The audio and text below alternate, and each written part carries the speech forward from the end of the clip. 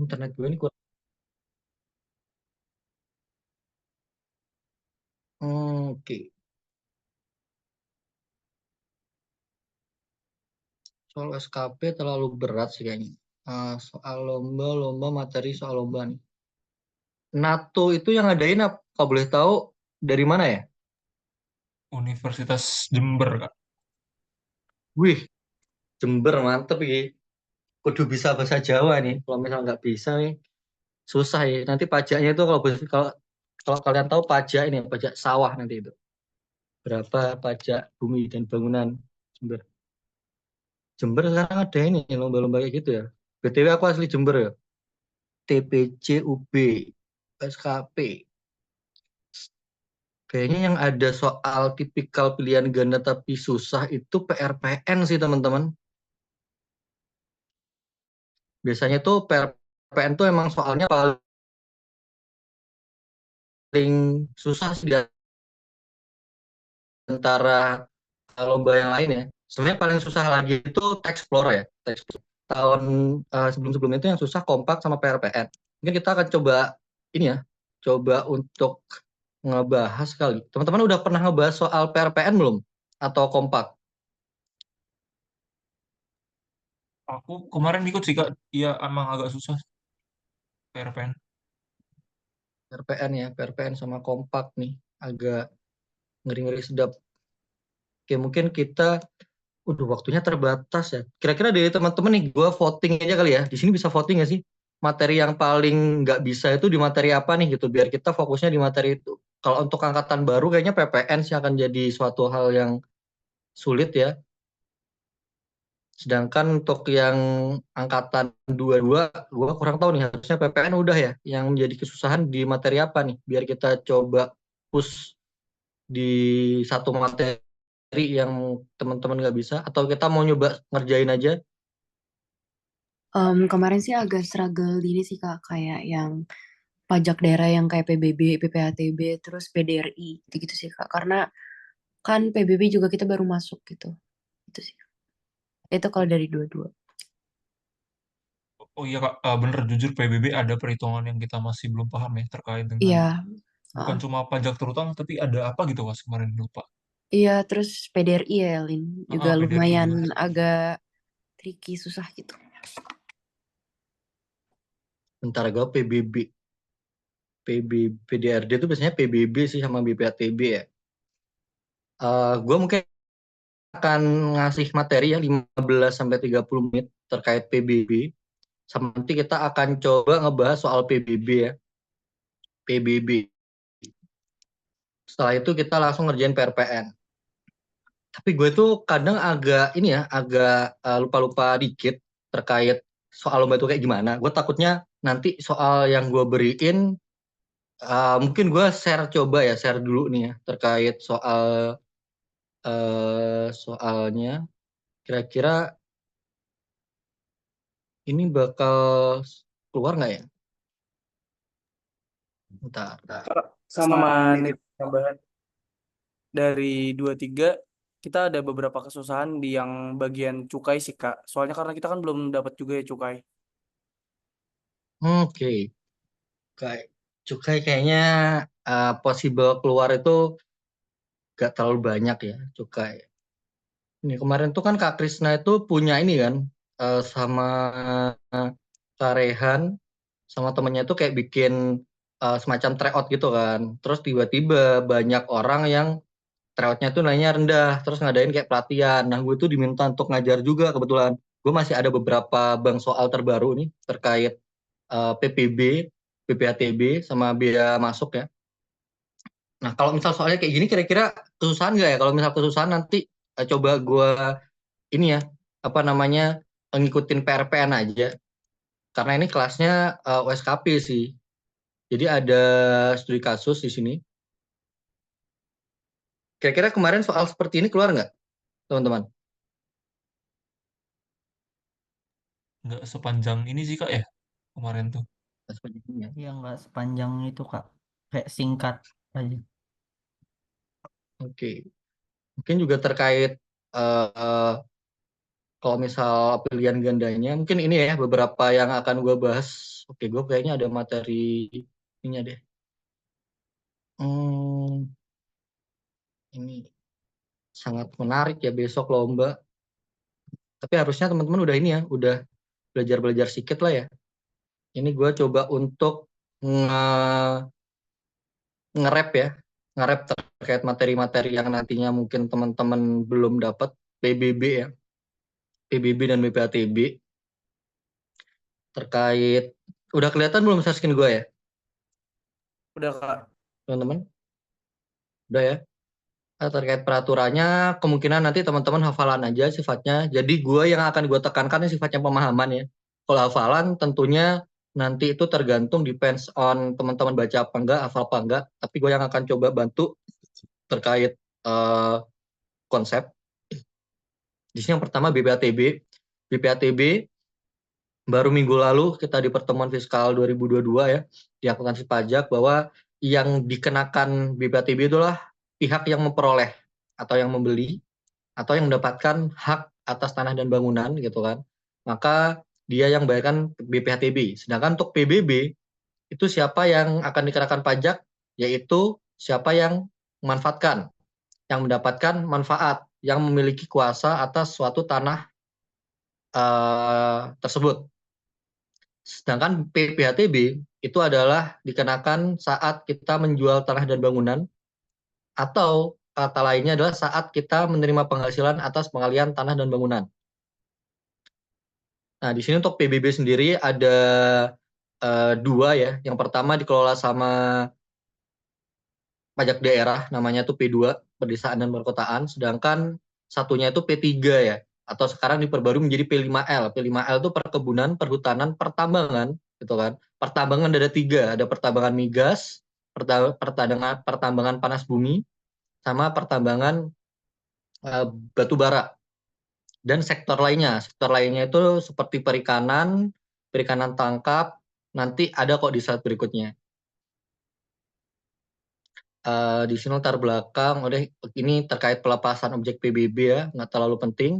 Mungkin di sini ditekankan kembali untuk P5L ya, sebenarnya P5L itu sama aja kayak P3. P3 itu perkebunan, perhutanan, pertambangan. Cuma P5, kenapa dijabarin 5? Karena PBB pertambangan itu dipecah lagi menjadi 3 nih. Minyak gas, panas bumi, pabum, sama mineral atau batu bara. Lalu yang keenam itu lainnya. Lainnya itu selain PBB pedesaan dan perkotaan seperti perikanan tadi, terus nanti ada juga terkait PBB atas jaringan kabel ya. Terus nanti ada kok di belakang nih. Gua next aja biar cepet ya. Nah, untuk PBB karakteristiknya itu pertama objektif tentunya. Terus pajaknya itu untuk P5L ya, pajak pusat, dan pajaknya itu langsung, tidak melalui pemotongan atau pemungutan. Jadi dikenakan langsung. Nah, PBB itu dasarnya teman-teman ya, dari nilai SPOP. SPOP itu surat pemberitahuan objek pajak. Jadi PBB itu beda sama PPh gitu kan. PBB itu semi official. Kalau misal teman-teman sudah belajar PBB pasti ngiranya official ini ya apa namanya assessment gitu kan. Padahal pada prakteknya itu semi official. Kenapa kok dibilang semi official? Karena dasar pengenaan PBB itu dari SPOP. SPOP adalah surat apa namanya SPOP tadi gue ngomong apa sih? Gue lupa. SPOP itu surat pemberitahuan objek pajak. Jadi ketika dalam suatu tahun pajak gitu kan, ketika kita menguasai atau menempati suatu objek tanah dan bangunan, maka kita itu akan diberikan surat yang berisi terkait SPOP. SPOP itu pemberitahuan objek pajak. Kita tinggal di tanah luasnya berapa, terus habis itu punya pagar apa enggak, terus habis itu punya kolam apa enggak, terus tingkat apa enggak gitu. Nah, kita isi gitu. Dari data yang tadi kita isi baru nanti akan diolah oleh otoritas pajak. Kalau misal PBB P5L, DJP gitu. Kalau misal PBB P2 yang akan mengolah itu adalah Pemda atau Bapenda gitu kan. Nah, nanti dari SPOP yang kita kembalikan, jadi sistematiknya misal katakanlah per 2 Januari nih, atau per 12 Januari aja deh, per 12 Januari Julfi punya rumah dan tanah Julfi diberikan surat SPOP namanya. SPOP itu surat pemberitahuan objek pajak, tapi kosongan gitu, tanggal 12. Akhirnya Julfi itu diisilah sama Julfi tanggal 30 Januari dikembalikan ke kantor pajak. Nah, kantor pajak biasanya 3 bulan kemudian itu memberikan yang namanya itu SPPT. SPPT itu surat pemberitahuan pajak terutang. Jadi dari SPOP tadi yang Zulfi sampaikan kembali ke kantor pajak hitung selama beberapa bulan lalu dikembalikan dalam bentuk SPPT. Jadi udah ada nilai pajak terutangnya. Nah, nanti SPPT itu wajib dilunasi 6 bulan setelah diterima nih gitu kan. Nah, kalau misal ternyata kita masih ada yang kurang serak gitu kan, kita bisa mengajukan keberatan hingga banding. Jadi untuk objek penagihan untuk objek penagihan, terus objek gugatan, bahkan objek untuk kepastian hukum, keberatan dan banding itu ngikutinya KUP ya pada umumnya ya. Jadi nggak ada perbedaan PBB, PPH, PPN sama. Jadi kalau misal keberatan, kalau PBB P5L di Kanwil gitu kan, terus nanti ketika banding di pengadilan pajak.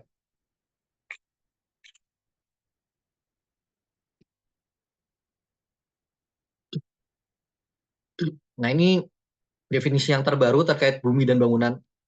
Dulu itu ada dispute ya terkait bumi dan bangunan, terutama terkait apa itu yang dimaksud dengan bangunan.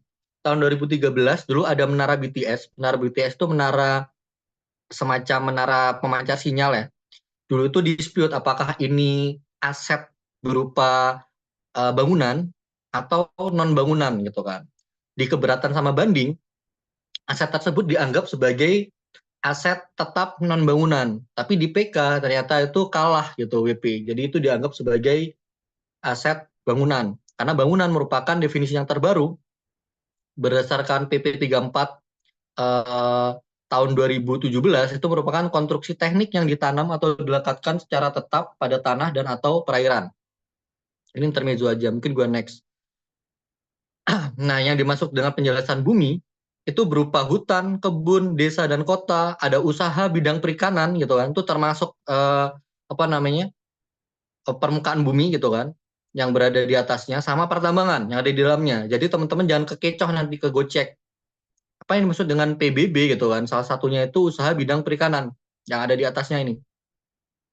Oke, kita next. Nah, di sini pengertian bangunan ada banyak. Mungkin nggak akan gue jelasin. Di sini teman-teman nanti jarang keluar nih di sini. Nah, ini terkait definisi pagar mewah, taman mewah, menara. Kayaknya di lomba juga gue jarang menemukan terkait perhitungan seperti ini. Jadi gue next. Nah, mungkin ini yang nantinya sering keluar teman-teman di pilihan ABCD gitu, di pilihan ganda. Mana yang termasuk objek PBB gitu kan, kecuali. Kalau misal ada seperti ini, maka nanti teman-teman harus keluarin mana yang tidak termasuk. Biasanya itu di soal, nanti diketahui gini, misal katakanlah PTX memiliki tanah 5 hektar, yang 4 hektar untuk pertambangan, yang setengah hektar untuk villa gitu kan. Terus yang setengah hektarnya lagi untuk hutan suaka alam atau hutan lindung. Nah, nanti teman-teman harus klasifikasi nih. Mana yang termasuk objek, mana yang tidak termasuk objek. Nanti ada soalnya juga di belakang nih. Yang paling penting yang C nih.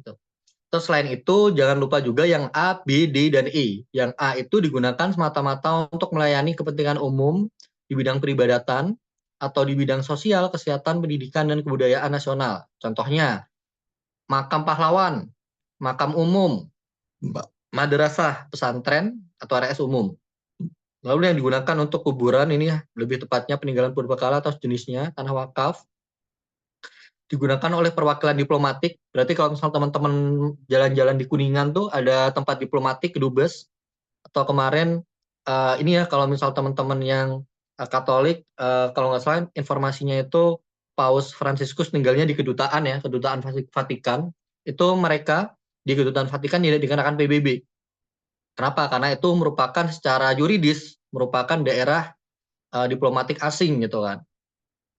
Yang terakhir digunakan oleh badan atau perwakilan organisasi internasional yang ditentukan oleh Menteri Keuangan. Salah satunya itu IMF, Bank Dunia, terus OECD gitu kan. Terus banyak juga organisasi internasional yang ada di Indonesia disahkan Kementerian Keuangan. Jadi nanti teman-teman lihat aja nih organisasi internasional mana yang termasuk yang dikecualikan. Biasanya sih jarang keluar juga ya, karena organisasi-organisasi internasional itu sangat spesifik yang dikecualikan, nggak semuanya. Nah, untuk subjeknya gue nggak akan bahas, simple. Subjeknya udah orang pribadi. Nah, di sini ada contoh nih soal. Di bawah ini yang bukan merupakan PBB sektor P3 pertambangan adalah A. Pertambangan minyak bumi dan gas bumi, B. Pertambangan panas bumi, C. Pertambangan mineral dan batu bara, D. Pertambangan galian A dan galian B. Nah, sebenarnya tanpa tahu teman-teman galian A dan galian B, tapi teman-teman udah tahu nih caranya kalau misalnya ngerjain pilihan ganda pakai eliminasi. Oh, jawaban A ini merupakan P3 nih, berarti ini pasti jawabannya salah. B. Pertambangan panas bumi ini juga salah. C juga salah. D. Nah, D ini bukan nih gitu kan. Berarti ini benar gitu kan. Yang bukan merupakan PBB P3. Nah, kalau misal teman-teman tahu galian A dan galian B itu merupakan PBB sektor salah satu turunannya P2 ya. Ini dikelola oleh provinsi. Jadi dulu tuh PB1 ya, tingkat 1. Itu nggak terlalu penting, yang penting teman-teman besok cara untuk mengeliminasi jawaban itu sangat penting ketika di lomba. Kadang teman-teman nggak tahu nih jawaban yang benar mana, tapi ketika bisa mengeliminasi jawaban yang kemungkinan salah gitu kan, maka teman-teman akan dapat jawaban yang benar. Gue yakin 100% teman-teman di sini pasti jawabannya benar, walaupun nggak tahu galian A dan B itu apa. Tapi dari panas bumi tadi Kak Zaki bilang nih minyak bumi dan gas bumi nih, panas bumi, minerba gitu kan. Oke, jawabannya D. Oke, gue lanjut nih, pajak bumi dan bangunan sektor P5L. Nah, di sini ada banyak ya teman-teman.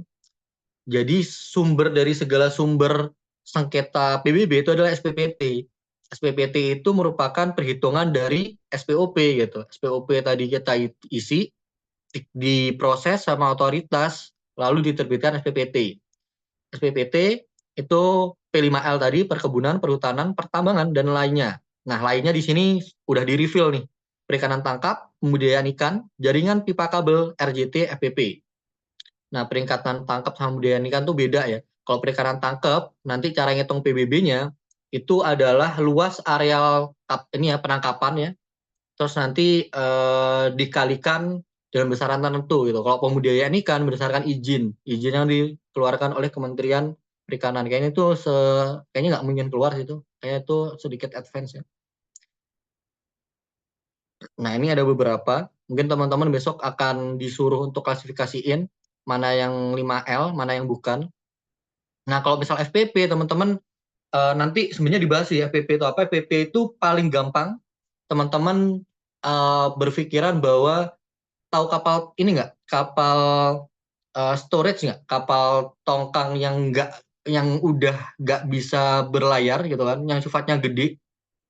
Sifatnya itu digunain kayak tempat mafia ya, yang untuk numpuk harta karun. Biasanya ada kapal-kapal yang udah karam gitu, entah karam atau sengaja dikaramkan, yang tujuannya itu untuk entah wisata, tujuannya untuk entah penimbunan gitu. Nah, itu namanya FPP. Jangan RJT itu merupakan nanti deh kita bahas aja ya. Kayaknya kalau misal gua ngobrol banyak yang kelamaan sih. Nanti lebih enaknya kita jelasin di next aja. NJOP di sini merupakan nilai jual objek pajak ya, atau nilai jual objek pengganti. Di sini ada beberapa di sini harga rata-rata transaksi jual beli secara wajar, perbandingan objek sejenis, dan nilai perolehan baru atau NJOP pengganti. Nah, ini sederhananya gini ya, NJOP itu sebenarnya pada dasarnya digunakan untuk memberikan asas netralitas ya. Apabila kita memiliki transaksi di luar hubungan istimewa, kalau jalan tol masuk objek PBB nggak ya kayak? Nah, ini menarik nih. Nanti jalan tol itu juga merupakan salah satu objek PBB, tapi ada jalan tol yang tidak merupakan objek PBB. Nah, nanti kita akan bahas ya. Sebenarnya yang tidak merupakan objek PBB ya, Zulfi ya.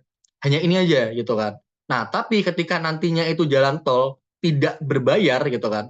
Jalan tol itu tidak berbayar, ibaratnya jalan tol itu masih dalam kapasitas pembukaan atau apa ya, atau untuk tujuan kepentingan umum, maka mereka bisa jadi dikecualikan dalam waktu tertentu gitu. Tapi kalau misal dijawab apakah jalan tol dikenakan pajak PBB, jawabannya iya gitu. Karena kan jalan tol itu merupakan jalan yang eksklusif, tidak digunakan untuk kepentingan umum gitu. Jadi orang yang bayar yang bisa masuk, umum tak bisa gitu kan. KAKS, tapi bedanya sama retribusi apa KAKS? Nah ini menarik nih. Kalau misal seperti ini menarik. Teman-teman tahu nggak retribusi parkir? Retribusi parkir ada, pajak parkir juga ada. Yang membedakan apa bedanya retribusi dan juga pajak itu adalah subjeknya teman-teman. Gitu. Kalau misal ini apa namanya pajak PBB jalan tol itu yang dikenakan bukan orang yang membayarkan, tapi adalah pemilik jalan tolnya dikenakan PBB. Sedangkan retribusi itu dikenakan pada setiap yang menggunakan jalan itu, entah ekspedisi, entah orang pribadi melalui tarif tol tadi. Dari sebagian tarif tol sifatnya adalah retribusi, kayak gitu. Beda juga pajak parkir dan juga retribusi parkir. Retribusi parkir itu adalah retribusi yang dipungut yang manfaatnya langsung. Jadi kalau misal katakanlah di kantor gua deh gitu kan, kantor gua kan milik Pemda nih, ininya ya apa namanya JB Tower itu tanahnya milik Pemda. Maka setiap yang parkir di situ nantinya akan dikenakan akan dikenakan retribusi parkir gitu kan, atau biaya parkir sebenarnya. Biaya parkir sekian. Nah, yang bayar retribusi parkir itu adalah orang yang parkir. Bedanya pajak dan retribusi adalah ya sama-sama ini ya, sama-sama memaksa ya, tapi mendapatkan kontrapestasi secara langsung. Ketika gue bayar, gue dapat tempat parkir. Sedangkan pajak beda. Pajak itu kontribusinya tidak langsung.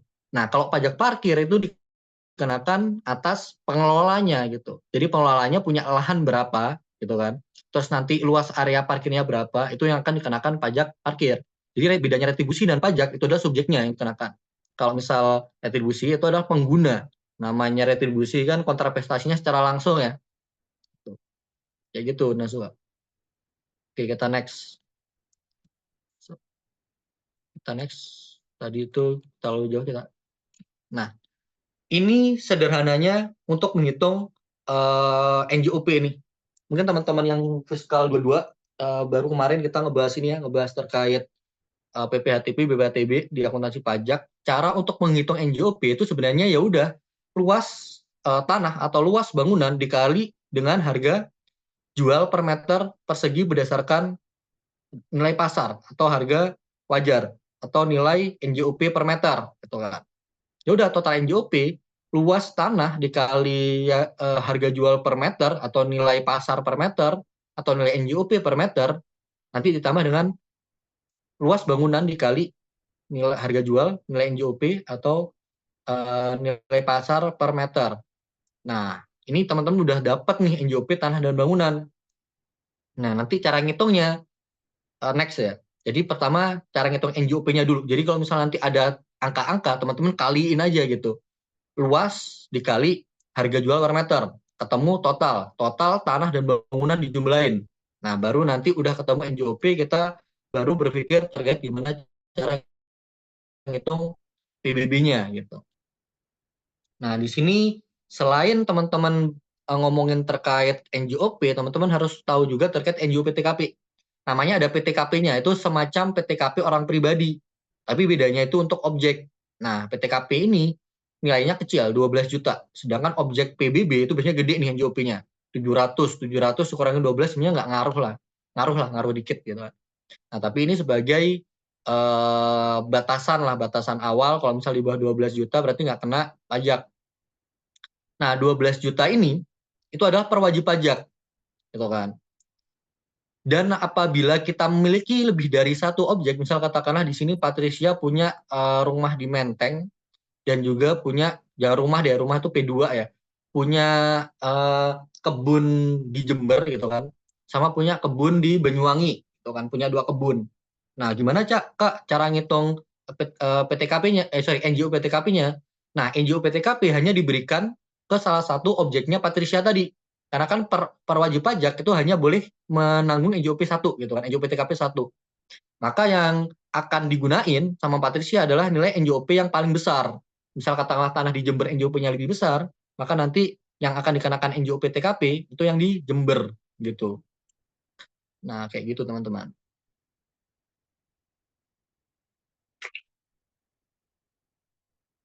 Nah, selanjutnya di sini, dari tadi gua sudah ngomong dulu ya. Di sini kita belajar terkait NJKP, nilai jual kena pajak. Jadi setelah kita udah tahu NJOP, selanjutnya kita mencari yang namanya NJKP.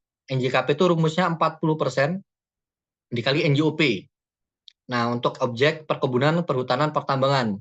Sedangkan untuk objek pajak lainnya, ini apabila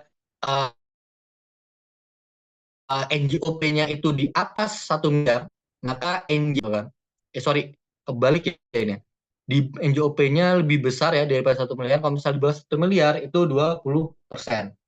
Nah, objek lain ini salah satunya adalah PBB P2. Nah, kalau misalnya teman-teman di P5L gitu kan, yang dipelajarin adalah yang kiri, bukan yang kanan. Jarang sih untuk teman-teman ngitung PBB P2 biasanya, rata-rata perkebunan, perhutanan, pertambangan. Nah, tarif tunggalnya itu adalah 0,5%.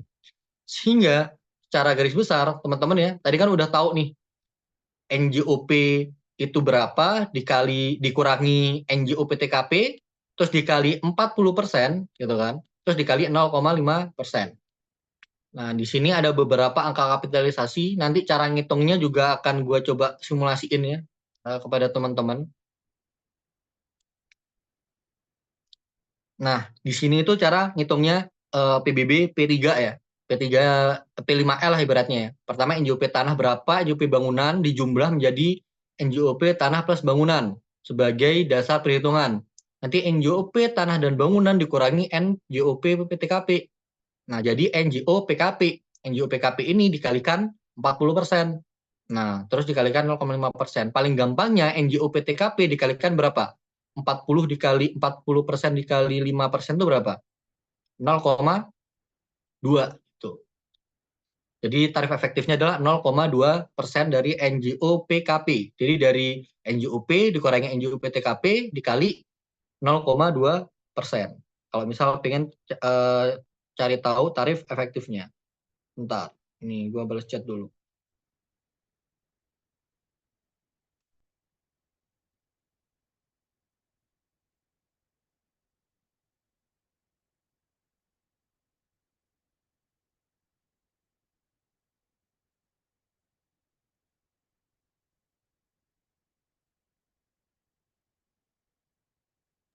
Kak, ini sebenarnya berarti mirip kayak perhitungan PPh terutang aja gitu ya, Kak?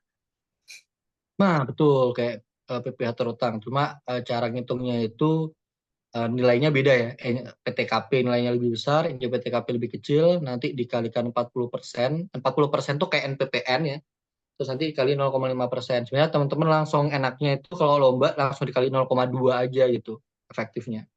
Oh, berarti yang dari NJKP itu langsung dikali 0,2 aja gitu. Karena kan Oh ya, nggak cuma hitung ininya, eh, rumusnya juga. oke Kak, aku mau nanya, kalau misalnya yang terkait kapitalisasi itu apa deh Kak maksudnya? Kayak Oke. kemarin tuh aku baru ingat sempat ada kayak soal terkait kapitalisasi PBB gitu Kak. Oke, kapitalisasi kalau misal teman-teman nanti itu apa namanya sifatnya itu hafalan, teman-teman nanti hafalan seperti ini. Jadi kalau misalnya migas itu 10,04, pertambangan mineral 8,2, pertambangan bara 10,25. Nah, sisanya itu kalau HTI itu ini ya, non hutan dan sebagainya, perhutanan. Nanti akan coba ini ya, akan coba gua simulasiin. Sebenarnya ada sih soal ya, soal yang tadi itu.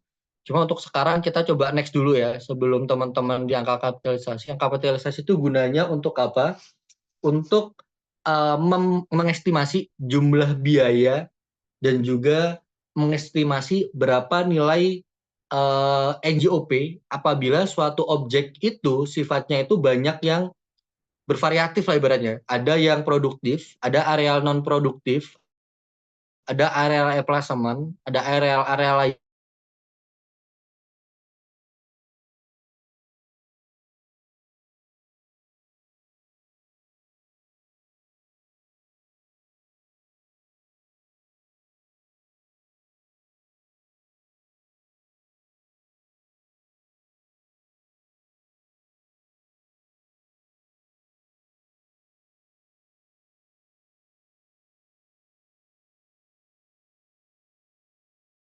berhubungan dengan eksplorasi, eksploitasi gitu. Karena emang PBB itu bahkan ini ya, USKP itu yang paling banyak ngulang tuh PBB gitu. Gue hoki aja sih, tiba-tiba lulus aja sih gitu. Kita next ya.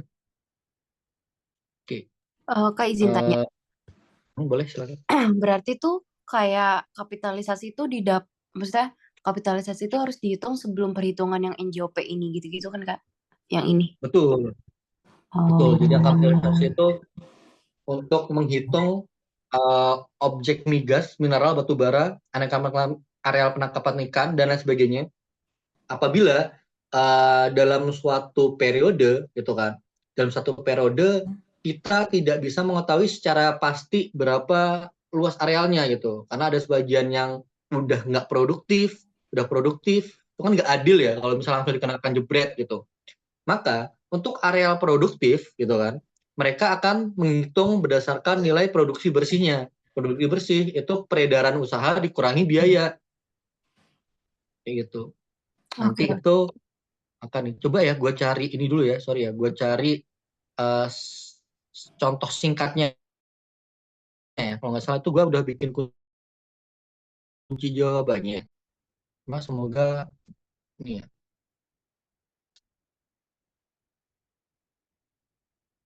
Dulu gue belajar sama Pak Taslim. Pak Taslim itu orang KPP gitu. Waktu di Brevet, terus gue suka tanya-tanya tuh ke beliau nih. Beliau bukan sembarang beliau. Nah, ini kita nggak akan ngebahas lebih dalam ya, cuma gue ngasih tahu aja nih gitu kan, terkait cara ngitungnya. Nah, misal di sini ada soal yang tadi itu kita robas ya, atau kita bahasakan dengan yang sederhana. Jadi diketahui pendapatan kotor sekian, biaya produksi sekian gitu kan, terus NJOP tubuh bumi sekian. Nah, angka kapitalisasi itu gunanya di sini, Najwa, di sini, di nomor 2 di sini. Jadi pendapatan bersih tadi itu dikalikan angka kapitalisasi itu akan menghasilkan NJOP tubuh bumi operasi produksi. Nah, karena kita nggak tahu nih di dalam tanah itu yang produktif itu berapa gitu. Makanya cara ngitungnya pendapatan kotornya itu berapa, dikurangi biaya-biaya yang dapat dikurangkan berdasarkan PMK 186 2019 gitu kan, di pasal 22 ayat 6 itu udah jelas beberapa yang bisa dikurangkan, yaitu terkait eksplorasi, eksploitasi gitu kan, dan freight ya, pengangkutan, pengelolaan, pemurnian dan sebagainya. Nah, nanti teman-teman ini kayaknya nggak akan keluar ya kalau misal teman-teman suruh ngitung kayak gini sih. Lulus NATO teman-teman langsung dapat BKP ya, dapat USKP nih gitu. Cuma ini gue ngasih gambaran aja. Jadi angka kapitalisasi itu gunanya menghitung pendapatan bersih, nanti dikali kapitalisasi menghasilkan NJOP tubuh bumi. Betul-betul kata Nazwa tadi kesimpulannya.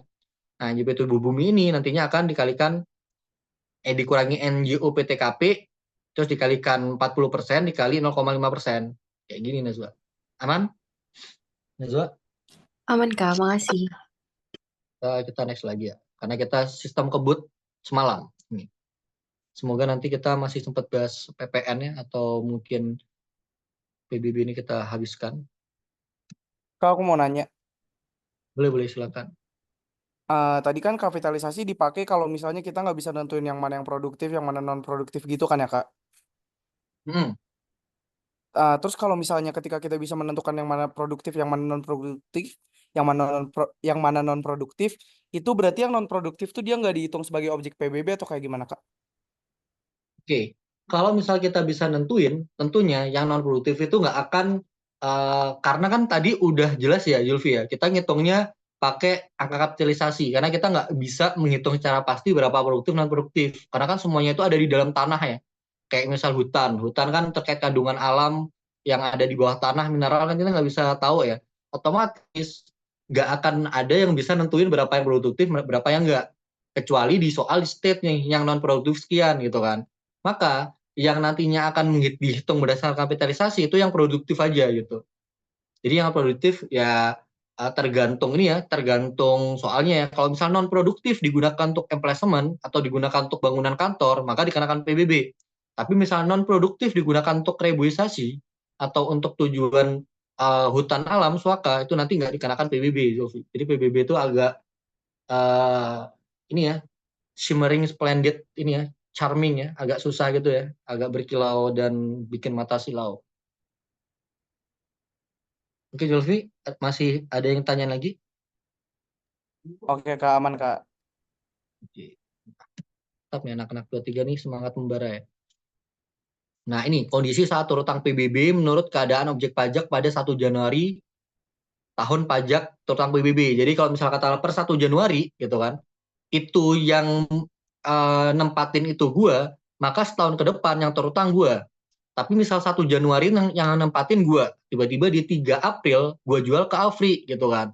Nah, misal katakanlah tahun itu tahun 2023, maka PBB tahun 2003 yang terutang tuh gua. Karena yang memiliki per 1 Januari gua. Begitu pula apabila katakanlah gua punya tanah 500 meter persegi di 1 Januari 2010 gitu kan. Nah, di 10 Agustus 2010 tanahnya gue jual 200. Nah, yang dikenakan PBB itu masih 500, bukan 300. Kenapa? Karena per kondisi 1 Januari. Kayak PTKP, teman-teman. Ini ada pasal-pasalnya di sini. Nah, kalau USKP itu teman-teman nggak bisa asal ini sorry agak kasar ya, nggak bisa asal ngebacot lah gitu. Kenapa? Karena harus berdasarkan dasar hukum kalau misalnya jawab. Jadi harus ngapalin gitu. Ya pusing lah, ya udahlah. Mending kita jadi PNS aja ya. Kita next. Nah, SPPT itu bentukannya kayak gini, teman-teman. Jadi setelah kita ngisi SPOP, nanti dari nilai SPOP yang kita laporkan, kantor pajak ngitungin nih, bantu ngitungin, sosokan ngitungin kantor pajak nggak jelas. Nggak lah, bercanda ya. Kantor pajak itu bagus. Jadi kantor pajak itu ngitungin total pajaknya berapa, nanti dikasihkan ke kita. Nah, kita nantinya harus membayarkan pajak sebesar yang tercantum dalam SPPT. Nah ini, tadi gue bilang kan, SPPT itu dasarnya adalah SPOP. SPOP itu rinciannya adalah self-assessment, jadi kita ngisi sendiri gitu. Nama jalan, nanti nama subjeknya apa nih, tanah atau apa, kabupaten, RW berapa, nomor KTP, luasnya berapa gitu kan. Zona nilai tanah berapa, jenis tanahnya apa gitu. Nah ini, tadi gue bilang kan, bahwa paling lambat 6 bulan sejak diterima. Nah, teman-teman paling kacau ya, paling kacau. Teman-teman itu susah ngebedain sejak sama setelah gitu. Kalau misalnya sejak, maka hari itu dihitung juga, teman-teman. Jadi kalau misalnya katakanlah kita SPPT itu diterima atau terbit pada tanggal 14 Februari, maka jatuh tempo atau paling lambat dilunasi tanggal 6 bulan berikutnya dikurangi 1 kalau sejak. Jadi dari 14 ke 13 gitu. Maret, April, Mei, Juni, Juli, Agustus. Agustus tanggal 14. No. Karena ini sejak, maka 14 dihitung, maka paling lambat tanggal 13 Agustus. Kalau setelah baru 14 ke 14. Karena dihitungnya baru dari 15. Kayak gitu. Ada pertanyaan sejak setelah? Aman? Aman ya? Nah, untuk sanksinya sendiri, itu adalah 2% per bulan. Sebenarnya ini sanksinya itu ngikuti ketentuan KUP lama, teman-teman ya. PBB itu. KUP lama kan dulu pasal 13, pasal 14, pasal 9, pasal 8, pasal 19, tarifnya kan 2%. Jadi PBB itu masih ngikuti ketentuan yang lama. Oke. Sejak, misal katakanlah ternyata 3 bulan sejak, maka 3 bulan di min 1. Sebulan sejak, 1 bulan ke depan di min 1. Misal tanggal 2 gitu kan. Maka nanti tanggal 1. Nah, yang menjadi problem kalau misal tanggal 1 gimana Kak? Gitu. Berarti akhir bulan itu gitu. Kita next. Nah, ini terkait sanksinya. Kemungkinan sanksi nggak mungkin keluar ya, karena sifatnya ini sedikit advance juga. Mending langsung ke contohnya aja sanksi nanti. Nah, ini mungkin ini sering keluar ya, tapi ini secara konseptual aja, terkait pengajuan pengurangan. Jadi kalau misal katakanlah kita pajak, kita kan bisa mengajukan di KUP itu pasal 36 ya. Pasal 36 itu adalah pengurangan sanksi. Yang di 36 ayat 1 itu ada 4 kondisi. Salah satunya apabila kita tidak diikut sertakan dalam SPHP dan sebagainya lah. Kita nggak bahas terkait KUP, tapi kita ngebahas terkait PBB. Nah, kalau PBB juga bisa mendapatkan pengurangan. Pengurangan ini adalah melihat kondisi objeknya nih. Yang pertama eh, pertama objek dan subjek sih. Kalau misal objek itu misal ada bencana alam atau sebab luar biasa lainnya, misal ada kahar, perang dan sebagainya. Kalau yang berhubungan dengan subjek itu biasanya apabila dia mengalami kondisi rugi pada tahun fiskal sebelumnya. Jadi dia dapat pengurangan nih ini. Nah, misal dia mengalami kerugian di tahun fiskal sebelumnya, maka dia dapat pengurangan paling tinggi 75%. Sedangkan kalau bencana alam atau misal ada kebakaran, wabah penyakit gitu kan, kerusuhan, tindakan anarkis gitu. Misalkan kalau ada demo nih ya, demo turunkan Pak Jokowi gitu kan, ini nanti akan kena pengurangan sebesar 100%. Nah, selanjutnya di sini terkait denda lagi gitu kan. Dendanya itu teman-teman hafalan aja di sini, kalau misal denda administratif dalam SKP gitu kan, itu 25% dari pokok. Kalau denda STP itu 2% dari sebulan. Gitu. Kalau administratif, denda administratif SKP itu apabila kita melaporkan salah, teman-teman. Jadi misal katakanlah SPOP kita isi, ternyata SPOP yang kita isi itu salah, maka dendanya 25%. Wah, kok gede Kak? Iya, karena kita salah gitu. Kita ngisinya bohong gitu. Nah, kalau 2% itu karena apa, Kak? Karena kita terlambat bayar gitu. Jadi kalau misal kita itu bohong gitu kan, terus kita diperiksa, sanksinya 25%. Kalau misal kita telat membayar, sanksinya 2%. Gitu. Oke, di sini ada terkait alur administrasi PBB. Kalau teman-teman lihat sebenarnya kurang lebih sama kayak PPh ya. Jadi dari SPOP 30 hari nanti dikembalikan. Jadi misal tadi Julfi itu dapat SPOP itu tanggal 12 Januari, maka paling lambat dikembalikan adalah di tanggal 11 Februari. Nah, kalau misal udah dikembalikan, nanti dilihat nih isinya benar apa enggak gitu. Kalau misal isinya tidak benar, maka kena sanksi 25% tadi gitu kan. Kalau misal kata Julfi dikasih tanggal 12 tapi Julfi nggak balikin gitu kan, misal SPOP-nya nggak diisi sama Julfi diem aja nih, disembunyiin, maka nanti kena pemeriksaan sanksinya 25% juga, sama nih gitu. Nah, misal dia taat nih, dikembalikan sesuai waktu gitu kan, terus nanti SPPT terbit 6 bulan harus dibayar nih. Nah, kalau misal nggak dibayar, maka kena sanksi 2% tadi, maksimal 24 bulan.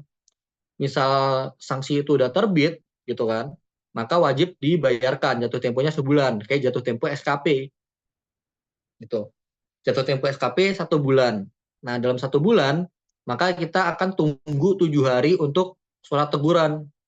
Nanti surat teguran disampaikan, kita nunggu 21 hari baru bisa mengeluarkan surat paksa. Surat paksa disampaikan di depan WP, dibacakan demi atas nama ketuhanan Maha Esa gitu kan, keadilan, Tuhan yang berkeadilan.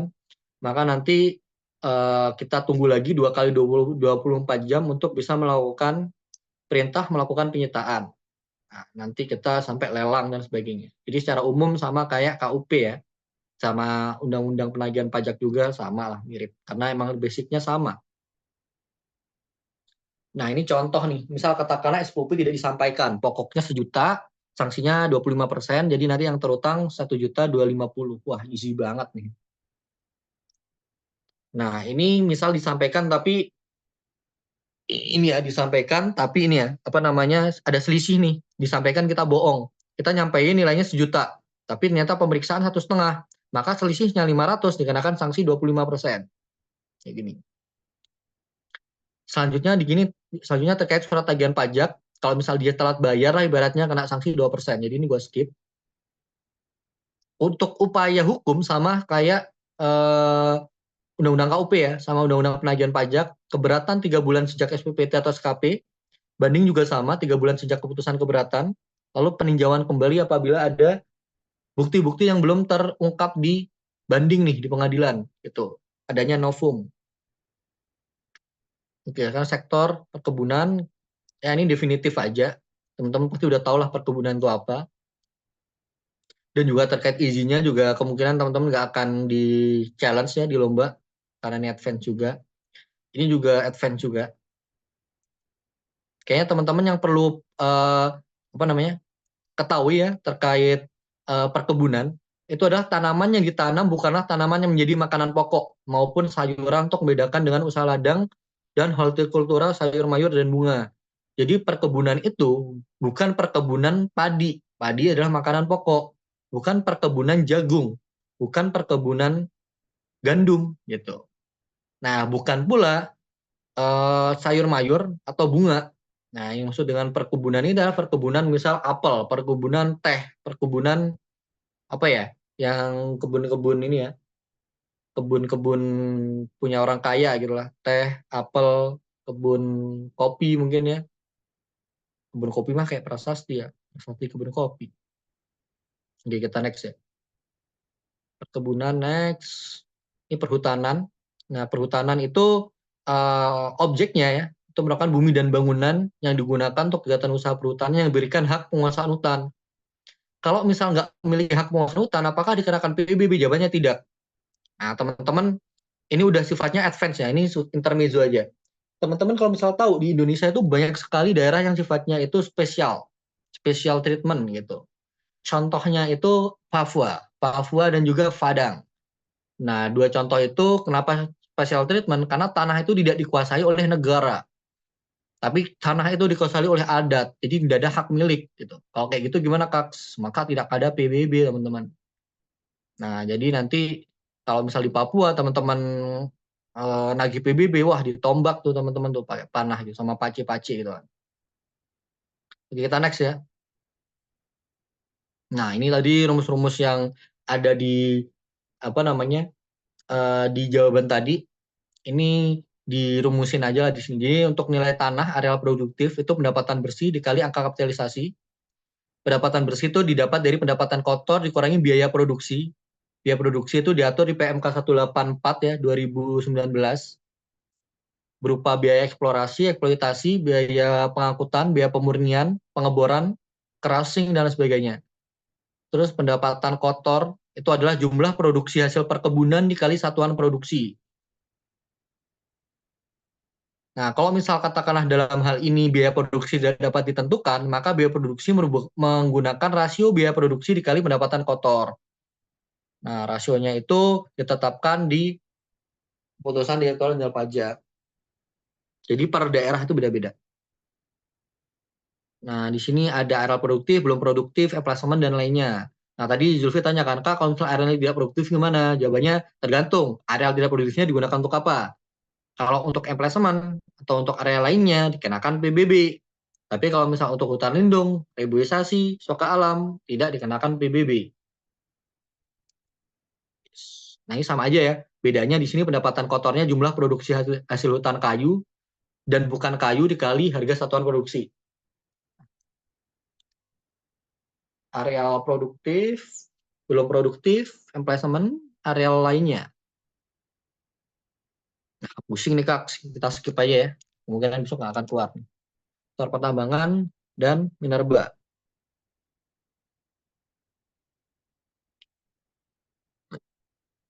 Nah, untuk pertambangan menarik nih teman-teman. Baik onshore maupun offshore itu juga akan dikenakan. Apa yang dimaksud dengan onshore? Onshore itu yang berada di simpelnya ya di lapisan tanah dalam bentuk kepulauan, sedangkan offshore itu di lepas pantai. Misal katakanlah si Dux ya, si Dux itu punya tambang di Batang nih. Di Batang kan di satu tanah ya onshore nih. Tetapi dari tanah tadi yang ditambang itu ternyata mengarah ke lautan nih. Nah, yang mengarah ke lautan itu kan nambang itu ke bawah ya. Kalau nambang ke atas tuh namanya ini ya, apa namanya? Wah, gue nggak nemu lagi joknya. Udah kita skip ya. Kalau misalnya nambang kan ke bawah ya, kadang nambang itu ke bawahnya itu nggak vertikal, tapi ada sedikit kemiringan nih, namanya slope and dips ya gitu kan. Ini teman-teman itu kalau misal belajar kebumian, kebetulan gue dulu teknik geologi kan ya, jadi gue tahu terkait apa namanya penambangan. Nah, penambangan itu nanti itu biasanya akan mengarah ke daerah yang sifatnya memiliki banyak material mineral ya, yang ke arah lepas pantai. Nah, lepas pantai itu disebut dengan offshore. Nah, bangunan di sini konstruksi teknik ditanam atau dilekatkan secara tetap pada tanah dan atau perairan. Kita next ya.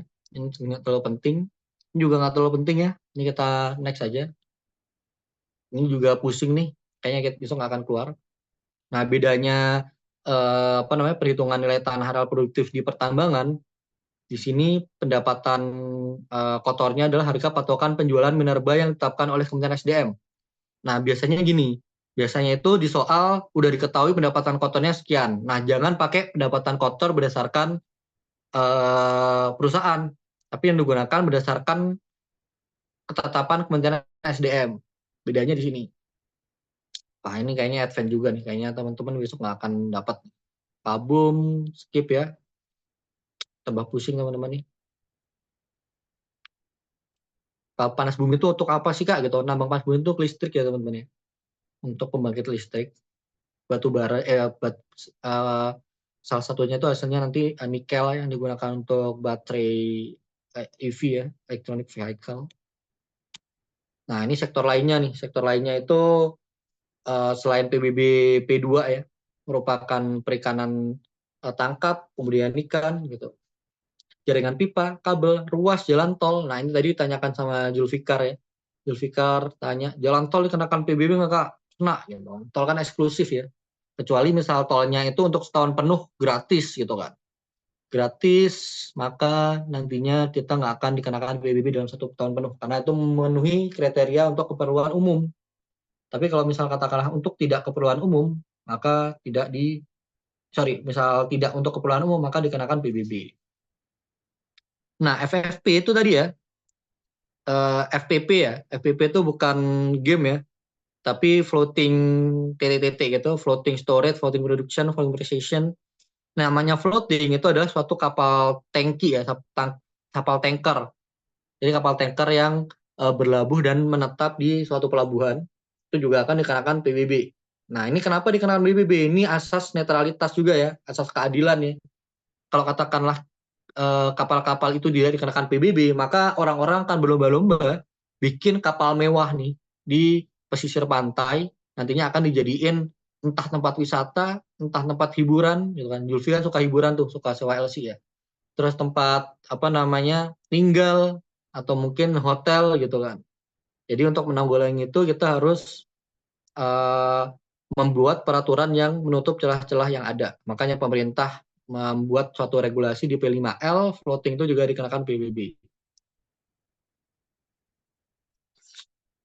Nah, ini udah ngitung-ngitung kayak gini pusing ya kayaknya. Ya, ketahuan. Oke. Ini contoh-contohnya mana ya? Contoh soalnya kok hilang nih contoh soal. Kita next ya. Nah, ini contoh soal nih, menarik nih. Sudah sejak lama, sudah kayak lirik lagu nih. PT Deva Hijau Cemerlang memiliki izin atas kawasan perhutanan dengan luas areal IUP HKHA seluas 100.000 dan IUP HKHA terdapat hutan suaka alam seluas 25.000. Selain itu di dalam areal IUP HKHA terdapat juga areal yang diterbitkan izin pinjam pakai kawasan hutan dan kegiatan usaha pertambangan minyak bumi 300 HA dengan kontrak kerjasama pada tanggal 3 Desember 2021. Dengan demikian luas bumi dalam SPPT PT Deva Hijau Cemerlang itu berapa? Di tahun 2021 gitu kan. Totalnya adalah 100.000. Tetapi yang 25.000 tujuannya untuk hutan suaka. Maka di tahun 2021 luasnya adalah yang dikenakan objek ya dalam SPPT adalah 75. Nah, C dan D hapus nih jawaban. Tinggal 2 nih, hokian. Lalu pilihan yang A 2022 turun 300 menjadi 74.700. Yang B nambah lagi 100 gitu. Nah, ini nggak make sense yang B nih, salah itu, cepret. Oh, jawabannya A. Tapi kalau misal kita secara konseptual melihat tahun 2022 di tahun 2021 3 Desember ada perjanjian kontrak kerjasama nih dengan pemerintah gitu kan. Yang 300 itu digunakan untuk pertambangan minyak. Sedangkan dia izinnya adalah untuk area perhutanan.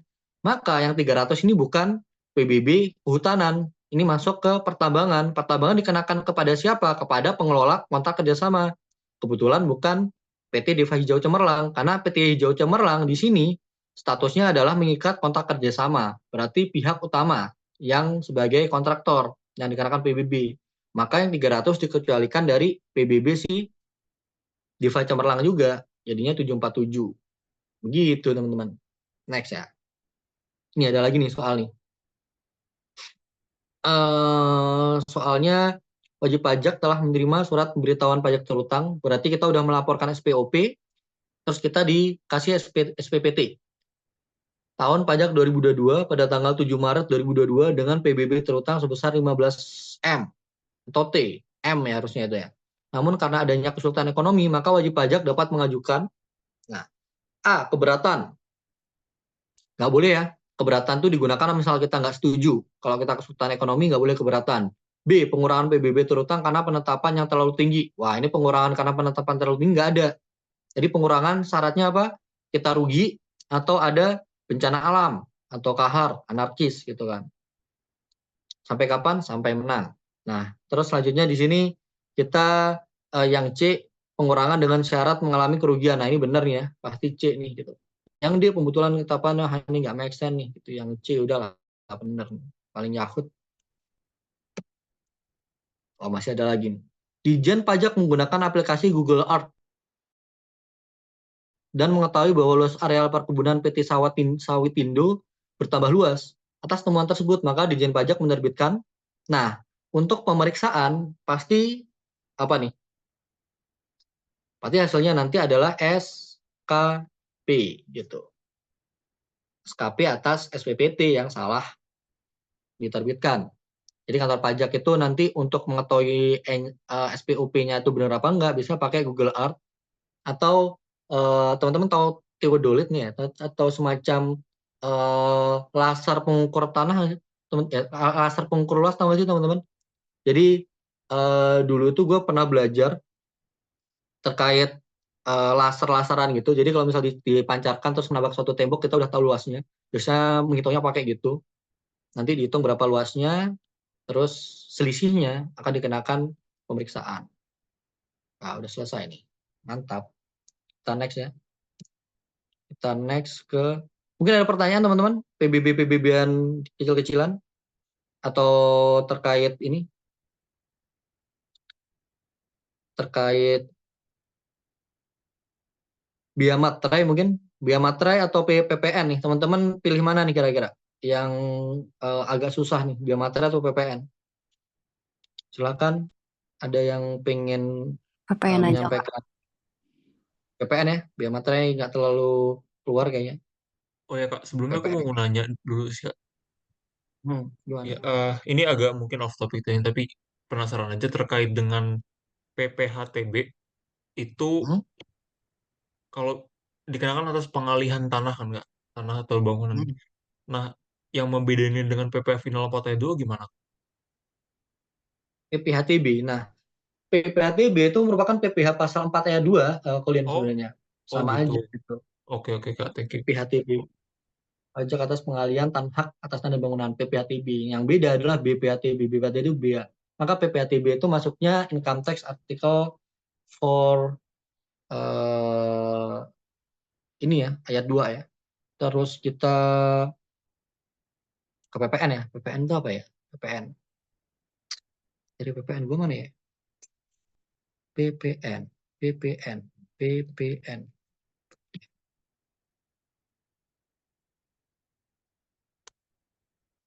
Wah, ini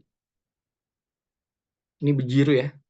Bejiru banget nih. Kenapa? Karena setelah gue buka ternyata slide-nya itu ada 135 nih. Nah, mari kita nge-rap bersama ya. Kita akan percepat terkait PPN. Kita skip. PPN itu konsepnya adalah ini ya, apa namanya, indirect method, terus multi-state levy, sama memperhitungkan kredit pajak ya. Nantinya ada PK, PM. Jadi kalau misal pajak keluaran lebih tinggi daripada pajak masukan, maka kurang bayar. Apabila pajak keluaran lebih rendah daripada pajak masukan, maka lebih bayar. Harusnya ini menjadi dasar untuk anak-anak teman-teman 23 udah paham ya, untuk PKPM ya. Jadi misal kita dalam satu masa melakukan perolehan, gitu, melakukan penyerahan, yang kita pungut PK-nya itu 100.000 gitu kan. Sedangkan kita memiliki pajak masukan atas pembelian atau mungkin atas pemanfaatan jasa yang berhubungan dengan usaha kita, misalnya katakan 80, karena tadi PK kita 100 dikurangi 80 masih ada 20, maka itu KB. Tapi sebaliknya, misal kita KPK-nya 80, PM-nya 100 pajak masukannya, maka nanti LB.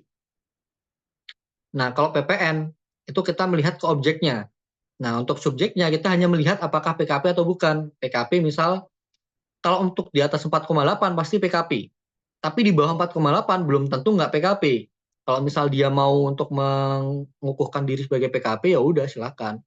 Nah, mungkin yang jadi banyak bias ya di teman-teman, ngiranya PKP itu wajib badan gitu. PKP itu bisa persorangan, bahkan termasuk JO ya, Joint Operation Administratif. Yaitu Joint Operation itu bukan merupakan badan hukum, tapi merupakan suatu entitas yang dianggap badan hukum karena timbulnya suatu perjanjian atau kontrak. Contohnya begini, PT Julfi, ada PT Afri. Nah, PT Julfi itu dia punya alat berat. PT Afri dia punya SDM unggul untuk ngebor gitu kan. Nah, karena si Julfi tadi itu nggak bisa ngebor, tapi punya alatnya, si Afri itu bisa ngebor, tapi nggak punya alatnya, mereka berdua bikin kerjasama nih, tanpa bikin badan hukum baru. Kong kali kong nih bikin kerjasama, namanya itu JO, Joint Operation Administratif. Gitu kan. Joint Operation, kerjasama bareng, pakai profit split ya, pembagiannya itu pakai sharing profit, lalu mereka bersama-sama melakukan pekerjaan. Nah, atas JO tadi itu kita harus bikin NPWP baru tanpa badan hukum. Berdasarkan kontrak, nanti kita mungut PPN. Oke. Nah, di sini ada satu pengukuhan, yaitu paling lambat akhir bulan berikutnya setelah peredaran di atas 4,8.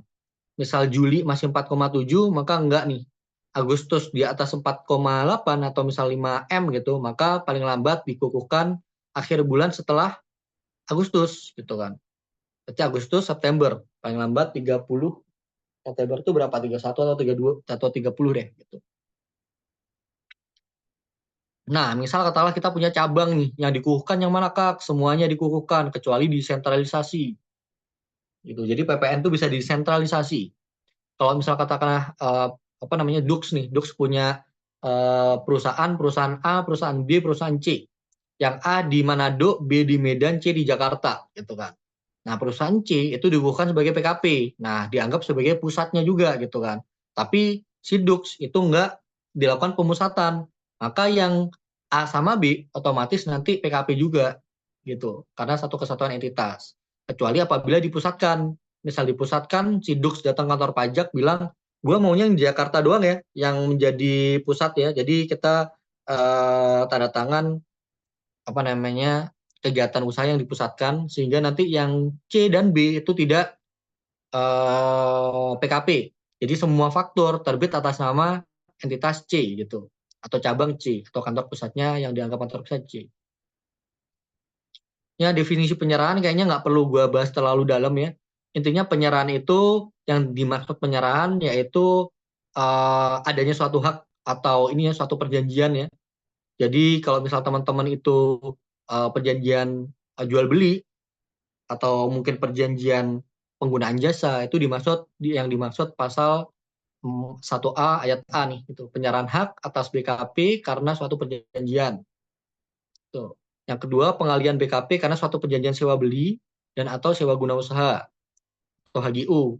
Nah, ini gimana sih Kak yang B, bedanya sama apa? Yang A ya udah, kalau misal kata gue sama Julfi itu perjanjiannya itu jual beli gitu kan. Ya udah gitu. Tapi yang B, perjanjian gue sama Julfi itu sewa dulu. Gue punya motor, Julfi nggak punya. Julfi bilang, Kak, motor lu gue pakai nih Kak 5 tahun. Wah, 5 tahun kelamaan Jul. Ya udah deh, 5 tahun lu pakai, nanti lu bayar biaya sewa, nanti di tahun kelima kita nanti diskusi lagi harga motor berapa. Nanti kita nego lah. Nanti kalau misalnya harga motornya udah turun berdasarkan depresiasi, nanti kita lu belinya di harga 5 tahun depan. Oke Kak, aman gitu. Nah, itu maksudnya sewa guna usaha. Yang C di sini kepada pedagang perantara atau melalui juru lelang. Pedagang perantara itu adalah konsinyasi ya. Misal kata titip jual. Misal katakanlah di sini ada siapa aja sih di sini? Nazwa. Misalkan Nazwa itu produsen sepatu. Terus di sini ada Renaldi. Renaldi punya toko roti gitu kan. Nah, Nazwa itu dia produsen sepatu, tapi dia nggak punya tempat. Dan akhirnya dia minta titip ke si Renaldi titip dong gitu kan barang gua jualin ke toko lu. Kalau misalnya teman-teman tahu di kafe-kafe ada yang jualan sepatu, ada yang jualan koper gitu kan. Nah, atas penyerahan BKP ke Bidang Perantara tadi atau juru lelang gitu kan, itu dikenakan PPN juga. Pemakaian sendiri atau pemberian squid. Wah, squid, cumi-cumi. Nah, di sini pemakaian sendiri itu maksudnya apabila barang yang kita produksi kita gunain sendiri. Contohnya apa? Contohnya misal kita itu produsen minyak atau oli. Nah, dalam proses pembuatan oli kita kan juga butuh mesin. Mesin kita juga butuh oli. Wah, ini paradoks nih Kak gitu. Nah, karena kita malas beli keluar, maka kita pakai sendiri oli kita nih gitu kan. Nah, atas pemakaian ini juga akan dikenakan PPN atau merupakan kategori penyerahan yang akan nantinya dikenakan PPN. Dan juga pemberian cuma-cuma. Pemberian cuma-cuma itu kayak ngasih sumbangan deh gitu. Misal Afri ngeliat Julfi gak makan 5 hari gitu kan. Si Afri ini PKP. Nah, Afri kebetulan jualan makanan kaleng gitu. Makanan kaleng kan dikenakan PPN ya. Nah, dikasih ke Julfi 1 truk gitu kan. Nah, atas pemberian tadi itu akan dikenakan PPN juga walaupun sifatnya gratisan, cuma-cuma. Yang E di sini berupa persediaan atau aktiva yang menurut tujuan semula tidak dijual belikan yang masih tersisa pada saat pembubaran perusahaan. Nah, ini itu yang dimaksud dengan pasal 16D nantinya. Yaitu kita akan dikenakan PPN asalkan saat pembelian PPN-nya dikreditkan. Nah, ini yang kemarin kita bahas yang kata 22 ya. Aktiva yang tujuan semula untuk tidak dijual belikan. Kode faktonya 09. Yang selanjutnya penyerahan BKP dari pusat ke cabang dan sebaliknya antara cabang ke pusat apabila ini tidak dipusatkan. Tapi kalau misalnya yang dipusatkan, maka ini tidak akan terutang. Yang G, penyerahan BKP oleh PKP dalam rangka pembiayaan yang dilakukan berdasarkan prinsip syariah.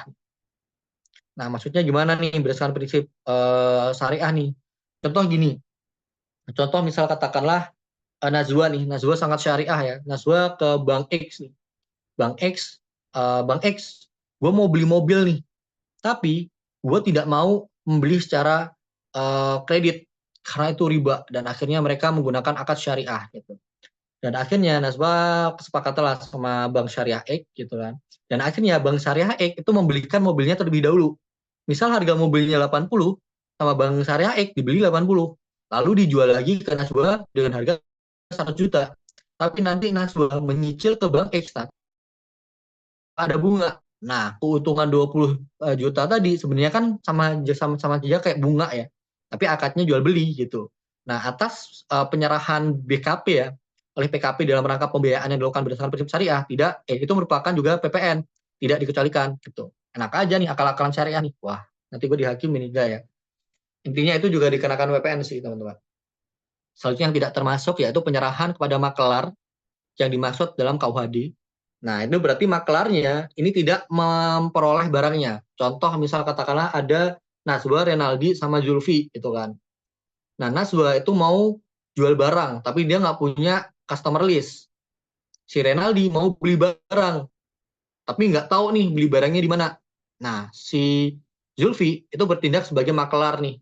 Dia jago banget nih ngelihat potensi. Dan akhirnya dia menghubungkan Najwa sama Renaldi.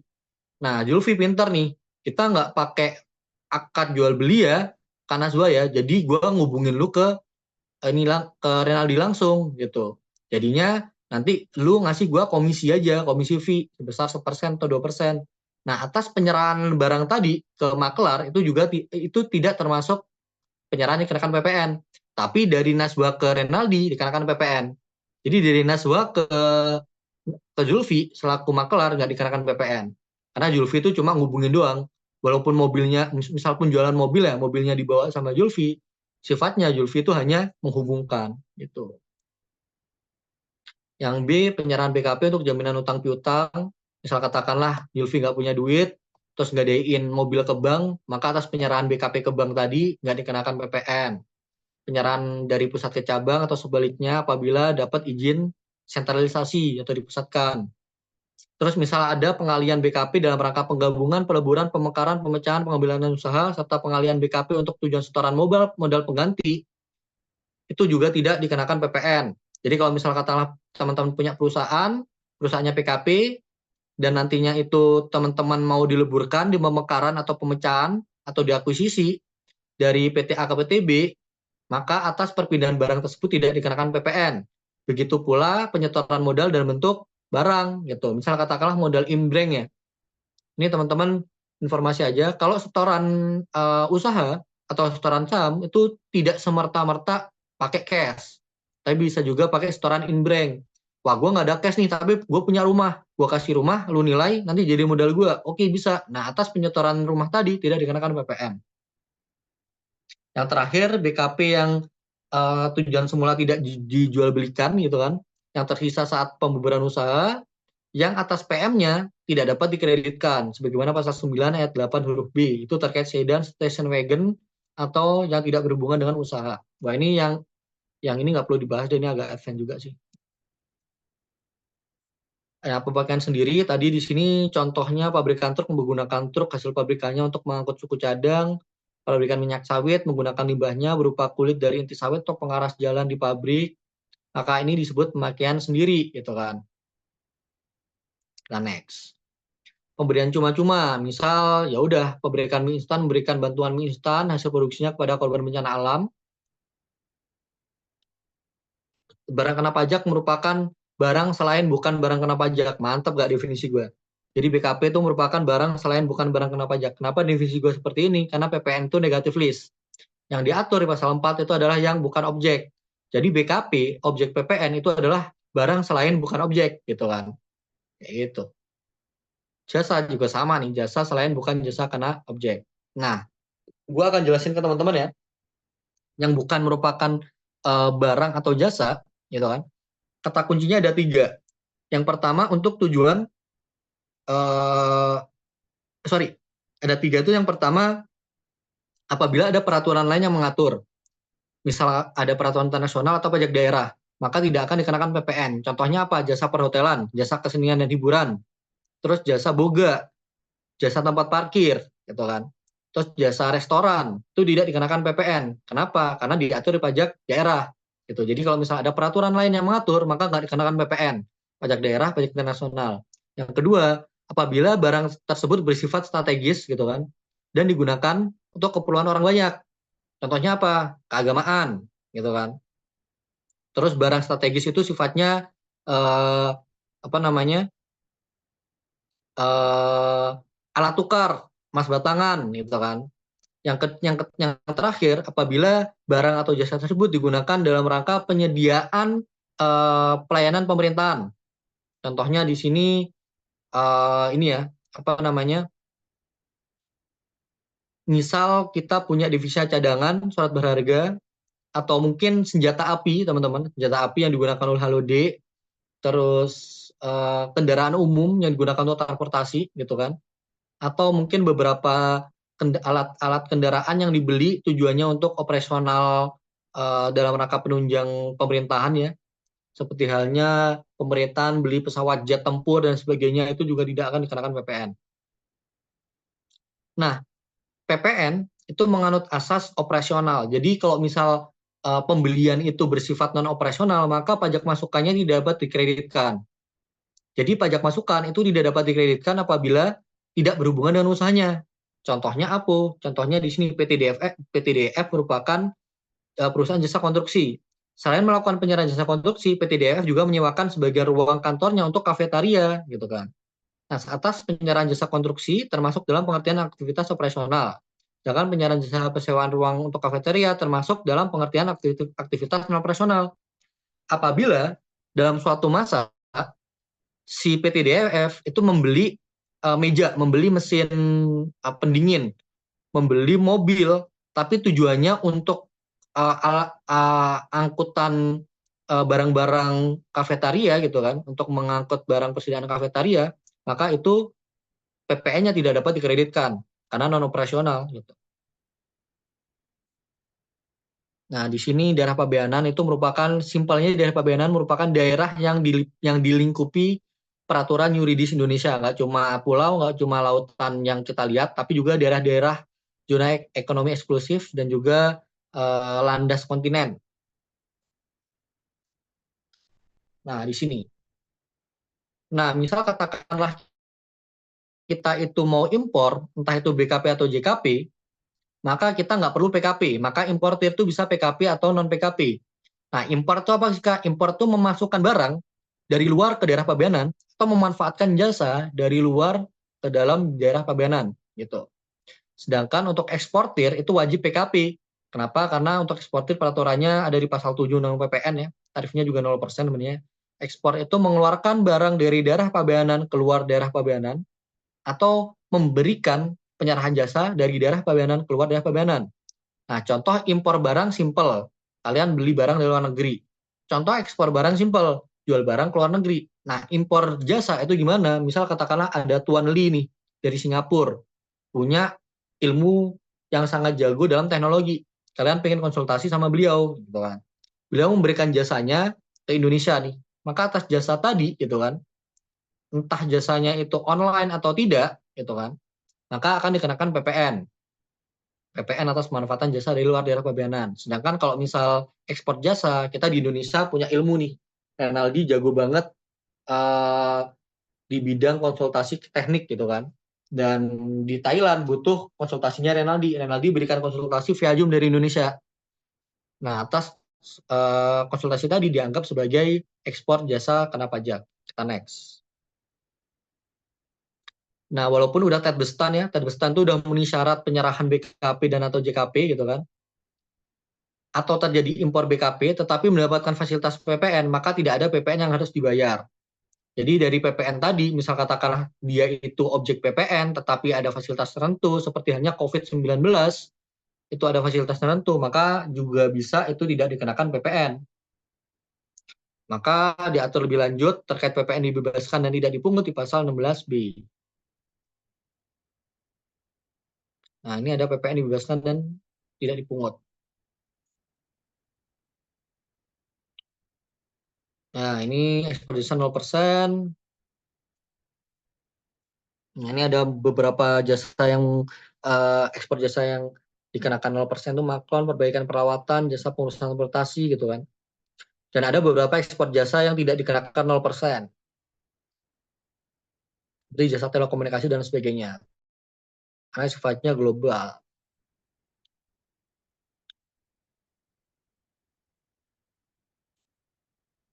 Nah, selanjutnya di sini terkait pasal 16C, ini sering keluar di lomba. Ini adalah PPN KMS ya, kegiatan membangun sendiri teman-teman. Kegiatan membangun sendiri itu apa? Kegiatan membangun sendiri itu adalah konsepnya gini dulu. Dulu tuh ketika orang bangun sendiri nggak dikenakan PPN, tapi orang pakai developer dikenakan PPN. Hasilnya orang-orang yang pinter gitu kan, daripada dia bikin suatu CV untuk developer, mereka atas nama pribadi bangunin punya orang gitu kan. Nah, kalau misalnya ini tidak kena PPN, maka nantinya developer nggak akan ada gitu. Semua pakai pseudo entitas gitu. Jadi mereka akan pakai entitas yang perorangan. Jadinya membangun sendiri juga akan dikenakan PPN biar adil gitu. Tapi ada syaratnya nih. Kalau lu bangun rumah sendiri, tapi di bawah 200 meter persegi, maka tidak dikenakan PPN KMS. Tuh. Nah, Kak, misal gue bangun 100 di bulan ini, terus bangun 300 di bulan depan, dikenakan PPN apa enggak gitu. Nah, diatur sini, jika KMS dilakukan bertahap, maka sepanjang dalam tenggat waktu kurang dari 2 tahun, dianggap satu kesatuan. Jadi misalkan Julfi bangun di Januari 100 meter, di bulan Februari 300 meter, maka di total jumlah udah 400. Maka dianggap KMS sejak awal pembangunan gitu. Tetapi beda halnya misal Patricia nih membangun 150 di tahun 2013. Nah, tiba-tiba Patricia kehabisan modal nih 150 meter doang persegi. Lalu di 5 tahun kemudian di tahun 2018 Patricia membangun lagi nih 150 lagi, total 300. Tapi tenggat waktunya lebih dari 2 tahun. Maka dianggapnya 150. Nah, kena PPN KMS. Jadi tax planningnya PPN KMS, teman-teman bikin rumah atapnya kosongan dulu. Nanti tahun ketiga bangun lagi. Enggak, ini bercanda ya. Jadi nanti kalau misalnya mau bangun rumah, dibangun sederhana dulu, nggak usah tingkat. Setelah tahun ketiga bangun lagi nih. Bangun lagi. Nanti teman-teman sering bangun-bangun kayak gitu, dikira pesugihan ya. Pesugihan kadang bubrah nanti. Wah, niatnya pengen dapat ini ya, tax planning KMS malah dikira pesugihan. Nah, untuk tarifnya KMS, itu adalah 11% dikali 20%. Jadi kita ada DPP tertentunya nih, besaran tertentunya. Jadi efektifnya adalah 2,2%.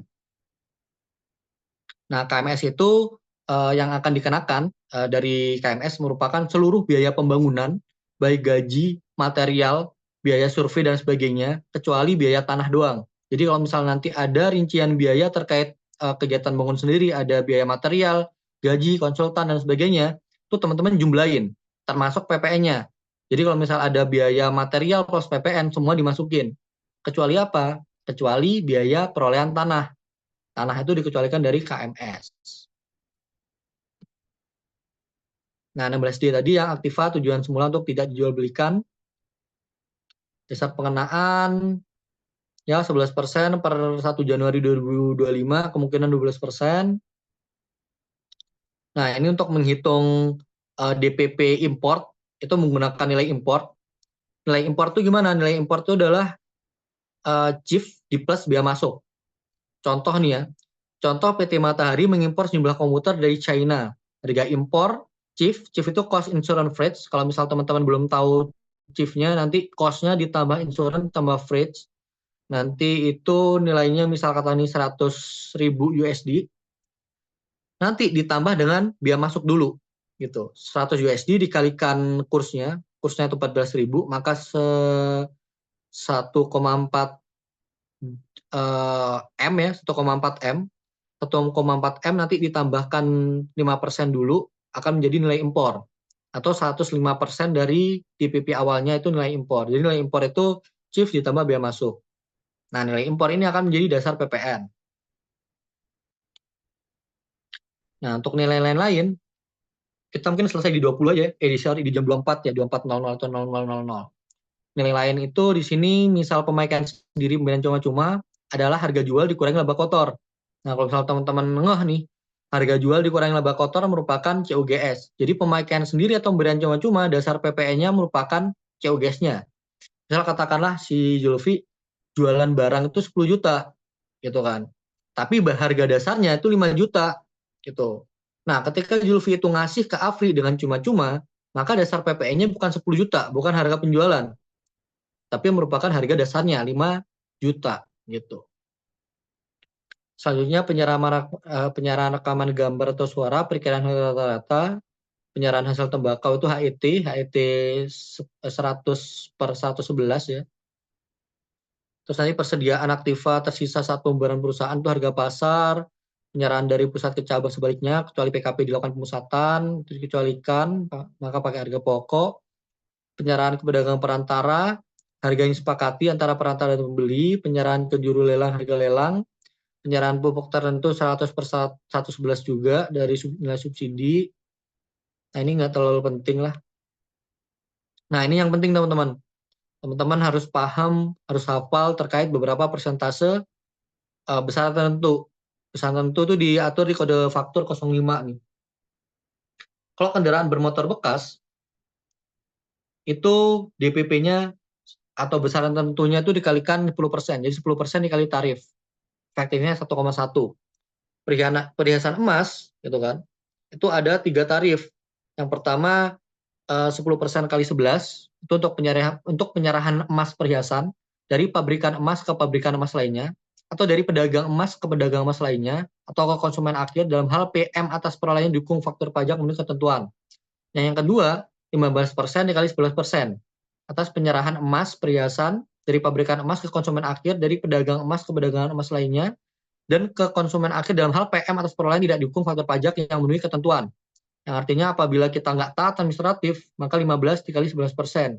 Misalnya kita taat, maka akan dikalikan 10% dikali 11%. Lumayan cepat ya nge-rap gue ya.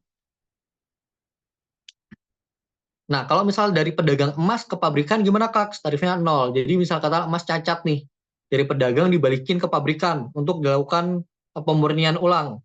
Maka penyerahan dari pedagang ke pabrikan dikenakan tarif 0%.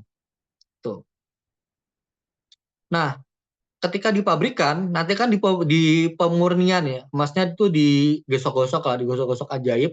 Nah, atas jasanya tadi itu dikenakan PPN juga nih, jasa terkait emas nih, 11%. Jadi atas penyerahannya itu 0. Tapi atas jasanya, atas jasa nilai pemurnian itu dikenakan PPN juga. Gitu. Perhiasan non emas juga dikenakan 10%. Misal katakanlah pakai berlian ya, dan lain sebagainya gitu. Hasil pertanian tertentu 10%. Kripto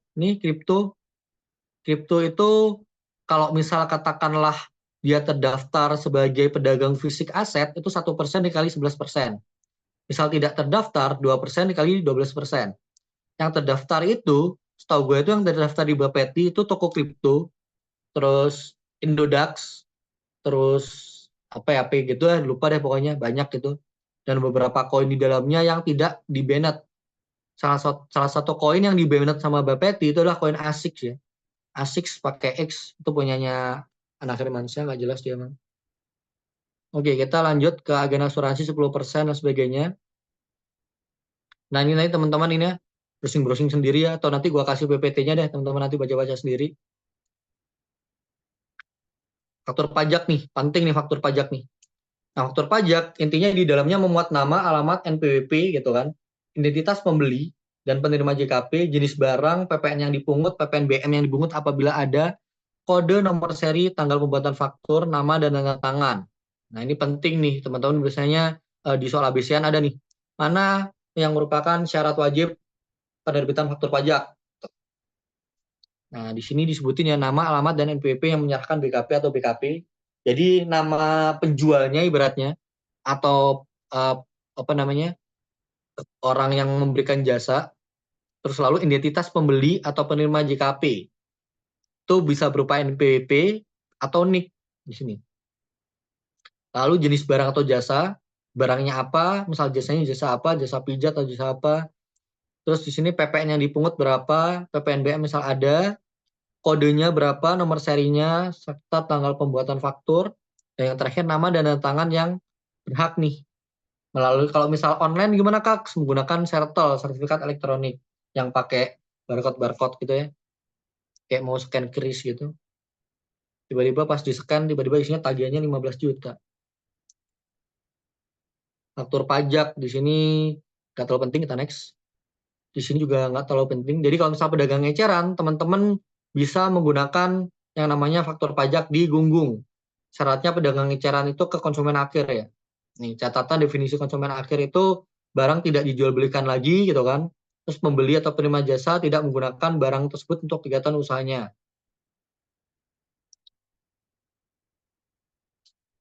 Oke, kita next. Nih ya, teman-teman, kadang sering keluar nih dokumen yang dipersemakan dengan faktur pajak. Jadi walaupun teman-teman tidak punya faktur pajak, tapi misal teman-teman memegang dokumen ini, maka dokumen ini bisa dikreditkan sebagai pajak masukan. Apa saja? SPPB dari Bulog, bukti tagihan penyerahan telekomunikasi oleh perusahaan telekomunikasi, misal tagihan dari Telkomsel, itu dan sebagainya. Terus tiket pesawat, air bill, delivery dan sebagainya, apabila berhubungan dengan usaha. Jadi semua ini bisa dikreditkan, kata kuncinya apabila sifatnya operasional, misal beli tiket untuk tujuan perjalanan dinas, gitu, boleh lah. Tapi kalau misal tiket ke Maldives gitu kan, ketika dipanggil Coach Sinteyong itu nggak boleh ya. Itu namanya penipuan. Terus yang D, nota penjualan jasa, pelabuhan, bukti tagihan penyerahan listrik, berarti dari PLN juga bisa dikreditin. Jadi PDAM juga terkait perusahaan air minum, gitu kan. Bukti tagihan dan sebagainya, teman-teman nanti bisa baca sendiri.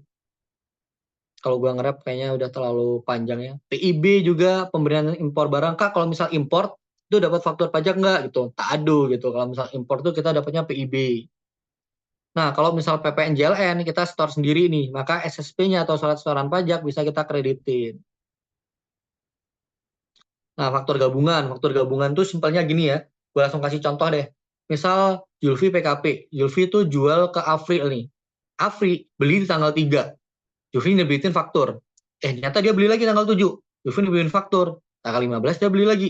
Julfi nebitin faktur. Tanggal 27 dia beli lagi. Julfi nebitin faktur. Tanggal 28 dia beli lagi. 29 beli lagi.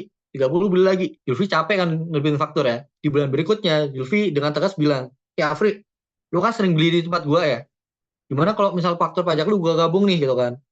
Oh ya, memang boleh gitu. Ya udah, teman-teman boleh digabung. Asalkan pembuatannya paling lama adalah pada akhir bulan penyerahan. Jadi misal katakanlah bulan Januari, maka faktur pajak gabungan paling lambat dibuat 31 Januari. Jadi 31 Januari kan udah tahu nih per Januari Afri jual beli berapa kali nih gitu kan. Oh, ternyata Afri beli di gua ada 13 kali nih tanggal sekian. Ya udah, kita bikin faktur pajak gabungan. Nah, faktur pajak gabungan itu hanya berlaku untuk satu kode yang sama. Misal Afri transaksi kodenya 01 nih. Maka yang boleh digabung adalah transaksi dengan kode 01. Misal tiba-tiba Afri menerima kode faktur 09, maka itu nggak boleh jadiin gabungan. Jadi tidak boleh kode transaksinya itu digabung, misal lebih dari satu. Jadi hanya satu-satu per kode transaksi. Ini nggak penting ya, kita next. Ini juga nggak penting terkait tanggalnya tadi udah sempat gua mention juga. Nah, ini yang penting teman-teman. Ini teman-teman SS ya. Nanti buat contekan besok pagi bangun tidur habis sholat subuh, mungkin misal teman-teman yang lain mungkin habis ibadah ya, habis berdoa, habis bakar dupa, teman-teman langsung ngebaca terkait kode seri faktur pajak nih. Ini yang terbaru nih, real min gitu kan. Ini terupdated gitu. 01 sampai 09. 01 itu untuk penyerahan umum nih. Julfi PKP jual ke gua gitu kan. Kodenya 01. Nah, misal Julfi PKP jualnya ke pemerintah, ke bendara pemerintah, kodenya 02 karena akan dipungut pemerintah. Misal Julfi jualnya ke PT Semen Indonesia gitu kan atau ke BUMN, maka masuknya 03. Sama-sama dipungut oleh pemerintah, tapi sifatnya swasta yang dipemerintahkan, BUMN atau BUMD. Lalu misal Julfi tadi ngasih hadiah ke Afri nih, cuma-cuma DPP nilai lain, maka masuknya 04. Sekarang Afri tadi ngasih penyerahan berupa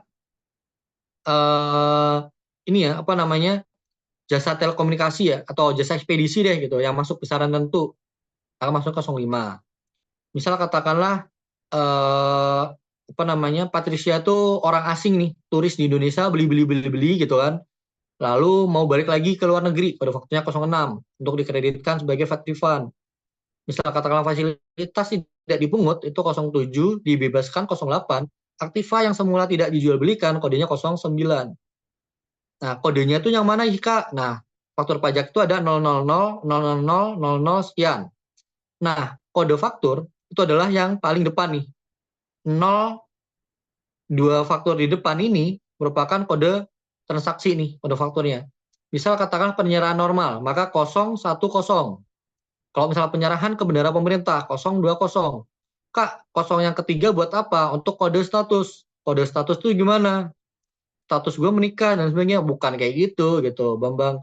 Kode status itu misal katakanlah kalian tuh bikin pembetulan. Misal katakanlah pertama kita nerbitin normal nih, 010. Ternyata ada yang perlu diubah, jadi 011. Misal diubah lagi, 012. Nah, pertanyaan dari dulu, gue yang juga bingung, misalkan kita udah benerin 9 ya, terus tiba-tiba kita mau betulin ke 10, gimana caranya kita? Tapi dalam praktek kadang nggak se-careless itu ya. Biasanya faktur pajak pengganti atau pembetulan tuh cuma sekali 2 kali sih, nggak nyampe sampai 10 juga ya. Kayaknya ngadi-ngadi sih, harus ini ya, harus masuk fiskal tuh ya, misal bikin faktur pajak lebih dari 9 tuh. Nah, tadi kan gue bilang nih DPP nilai lain sama besar tentu itu ada banyak jenisnya. Nah, teman-teman bisa lihat di sini besar PMK-nya nih. Kalau teman-teman hafal silahkan, nggak hafal juga nggak apa-apa. Biasanya di lomba teman-teman nggak suruh ngafalin PMK-nya juga, tapi paham isinya saja gitu. Ini bisa diakses juga, misal teman-teman besok bangun tidur bisa jadiin contekan gitu kan, daripada nanti ngebuka PPT lagi nih. Kita next. Nah, saat pembuatan faktur itu lebih dulu mana, saat penyerahan atau saat terutang gitu. Nah, tapi di sini ada yang lebih penting nih. Apabila kita menganut prinsip akuntansi yang berlaku umum serta diterapkan secara konsisten, maka kita dapat memilih cara itu. Kan misal teman-teman diajarin sama Bu Tuti ya, sama Mbak Maria gitu kan. PPN itu cara bikin fakturnya lebih dulu mana nih, saat terutang atau saat pembayaran gitu. Nah, tapi sebenarnya di pasal selanjutnya ada misal kita itu mengikuti asas akuntansi yang berlaku dan kita konsisten. Contohnya misal gini deh, gue punya perusahaan nih, gitu kan. Gue nerbitin faktur setiap gue ngirim barang gitu. Apabila itu konsisten dalam 1 tahun ke belakang, maka kita harus menerbitkan faktur pajak ketika kita ngirim barang, karena kita akui sebagai penyerahan. Maka entah itu dibayar atau belum gitu kan, lebih dulu yang mana, entah itu dibayar atau itu belum, maka kita nerbitin fakturnya tetap saat penyerahan itu gitu, saat pengiriman barang. Kayak gitu. Intinya seperti itu sih. Nah, ini ada beberapa contoh ya.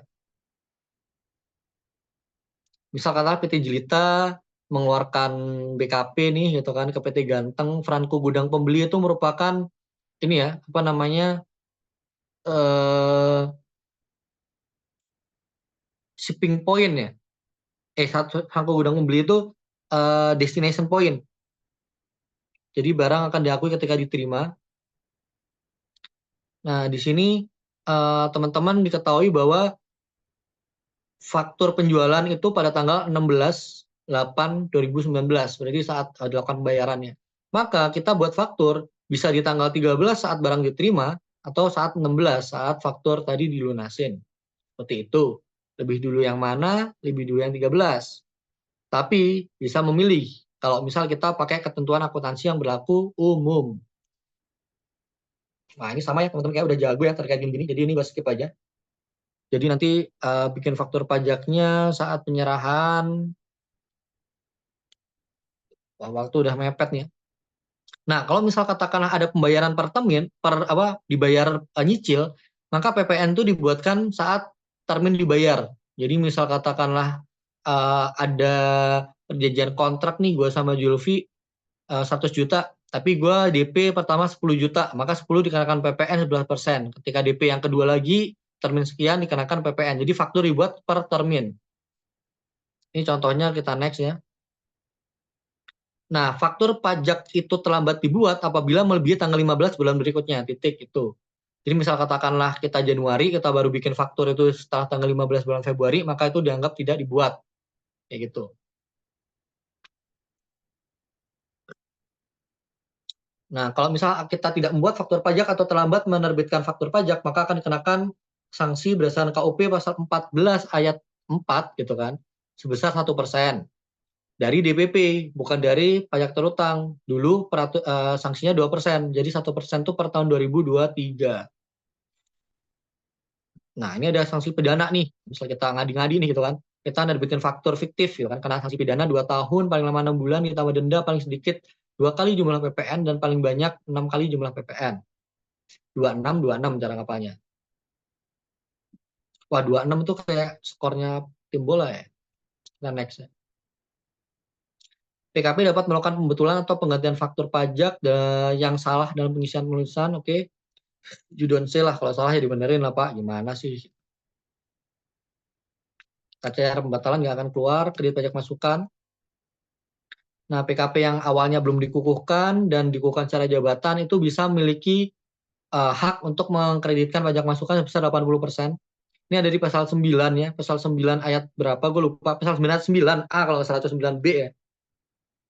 Jadi pajak masukan sebelum perusahaan itu dikukuhkan menjadi PKP dapat kreditkan 80%. Oke, intinya itu sih di slide ini. Nah, faktur pajak itu maksimal dikreditkan itu 3 bulan ya, 3 bulan ya. Ini kayaknya bukan ya. Ini terkait PKP tadi. Gua tertrigger gara-gara 3 ya. Jadi faktur pajak itu bisa dikreditkan maksimal 3 bulan. Misal kita menerima faktur pajak Januari, maksimal kita kreditkan yaitu di bulan Januari, Februari, Maret, April. Maksimal di bulan April kita kreditkan. Nah, ini kita next, ini udah advance sih. Ini untuk menghitung advance, ini juga advance juga terkait perhitungan kembali pajak masukan. Tapi di soal-soal PLPN sering keluar sini. Jadi misal katakanlah kita membeli suatu barang ya, membeli suatu barang kena pajak yang kita nggak tahu sebenarnya penggunaannya untuk operasional atau non operasional, tapi kita bisa mengkreditkan semuanya di awal, tapi nanti setiap tahun kita menghitung ulang berapa besaran kredit yang seharusnya bisa dikreditkan. Nah, kayak gini. Jadi misal katakanlah dia itu beli generator ya, generator listrik gitu. PPN-nya 10 juta dan dikreditkan nih semuanya nih gitu. Lalu ternyata berdasarkan persentase, ternyata untuk kegiatan usaha itu hanya 85%. Maka di tahun pertama dikoreksi nih gitu kan. Yang awalnya itu 10 juta, maka 10 juta dibagi 4 tahun. Jadi per tahunnya itu 2,5 juta, dikalikan 85%, sehingga PM untuk tahun berikutnya dikurangi 375. Ini juga ya agak pusing ya, teman-teman. Untuk PPN tuh kayaknya kurang bisa dipelajarin satu kali ya. Ini kita next langsung ke contoh soal kali ya. Kita next ya.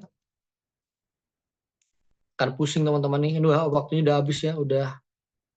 Nah, ini misal katakanlah dampak praktik perpajakan khususnya PPN, pengusaha yang memiliki penerimaan bruto tidak lebih dari 4,8 M disebut sebagai pengusaha kecil. Menurut Anda, apakah konsekuensi bagi PKP yang memilih dikukuhkan sebagai PKP? A. PPN yang dibayarkan kepada supplier tidak dapat dikreditkan. Oh, tidak dong. Kalau dia dikukuhkan maka bisa. Pengusaha kecil tersebut wajib mengut PPN. Nah, ini benar nih, B nih, gitu kan. Misal teman-teman buru-buru langsung jawab B nih. Tapi kalau misal teman-teman mau hati-hati, kita cek dulu C. Jika telah menyetor PPN ke kas negara, maka tidak wajib pelapor FPT massa. Kata siapa nih? B. Bahlil, gitu kan. D. Sebagai PKP, pengusaha kecil tersebut mendapatkan perlakuan berbeda, tidak kecil. Ya, kurang lebih tidak ini ya, tidak masuk akal. Jadi jawabannya B ya. Kita next. Jadi kalau misal dia di bawah 4,8, misal dia minta dikukuhkan, maka dia wajib mengut PPN. Intinya itu. Selanjutnya, seperti diketahui bersama, faktor pajak adalah bukti pungutan pajak yang dibuat oleh pengusaha kena pajak yang melakukan penyerahan BKP atau JKP. Kapan faktur pajak harus dibuat? Nah, ini menarik nih. Pertama, saat penerimaan pembayaran termin dalam hal penyerahan sebagian tahap pekerjaan. Nah, ini benar nih, A nih. Yang B dibuat paling lama akhir bulan penyerahan. Nah, ini mah ketika digabung, faktur pajak gabungan. Di sini bukan faktur pajak gabungan, B salah. C dibuat paling lama akhir bulan berikutnya. Ini mazhab mana nih? Ini pasti mazhabnya ini ya, Imam Hambali nih. Gitu kan. Yang D, di sini pada akhir bulan dalam hal penerimaan pembayaran jadi di awal akhir bulan. Sedangkan penyerahan BKP jadi dilakukan pada awal bulan. Nah, ini juga nggak masuk akal. Jawabannya yang A ya. Terdapat dua jenis fasilitas dalam PPN, yaitu pajak terutang tidak dipungut dan dibebaskan. Sehubungan dengan pelakuan terhadap pajak masukan atas PKP dan atau JKP yang penyerahannya mendapatkan dua jenis fasilitas tersebut, maka penyataan di bawah ini yang benar. Jadi kalau misal ada faktor pajak misal ada PPN yang tidak dipungut atau dibebaskan, maka faktor pajaknya yang tidak dipungut, PM-nya masih bisa dikreditin. Kalau dibebaskan tidak bisa. Jadi intinya itu. Oke, yang kita jawab nih, pajak masukan dibayar atas BKP dan JKP yang atas penyerahan dapat dipungut, pajak penerimaan dapat dikreditkan. Kata dapat milik mana bisa dilakukan atau tidak. Nah, ini nggak jelas nih yang A. Kita lewatin dulu ya. Yang B, pajak masukan yang dibayar untuk perolehan BKP dan atau JKP atas penyerahannya dibebaskan. Nilainya wajib dikreditkan. Nggak dibebaskan, nggak bisa dikreditin. Pajak masukan yang dibayar oleh BKP atau JKP yang atas penyerahan tidak dipungut dapat dikreditkan. Nah, C ini benar nih, ini kan. Ini benar nih, C nih. Yang D, pajak masukan yang dibayar BKP atau JKP yang atas penyerahan dibebaskan dapat kreditkan. Nggak bisa ya, dibebaskan nggak bisa dikreditin. Jadi jawabannya C. Jadi kata kuncinya, fasilitas PPN apabila tidak dipungut, PM-nya bisa dikreditin. Misal dia dibebaskan, maka dia tidak bisa dikreditin. Nah, ini menarik juga nih. PT Serakah, sebuah perusahaan dagang domisili di Makassar, mengirim barang ke PT Kemaruk. Kemaruk itu terdaftar di KPP Surabaya dengan syarat pengiriman franko gudang pembeli destinasi FOB pada tanggal 7 Mei. Barang tersebut dikirim ke. Dalam kasus ini maka faktur pajak terbit 7 Mei. Jadi kita baca lagi ya. Tadi gue belum sempat baca ya. Barang dikirim berupa 1 unit melalui Terabas. Kemudian PT Teras melakukan pengiriman barang pada tanggal 8 Mei. Oke.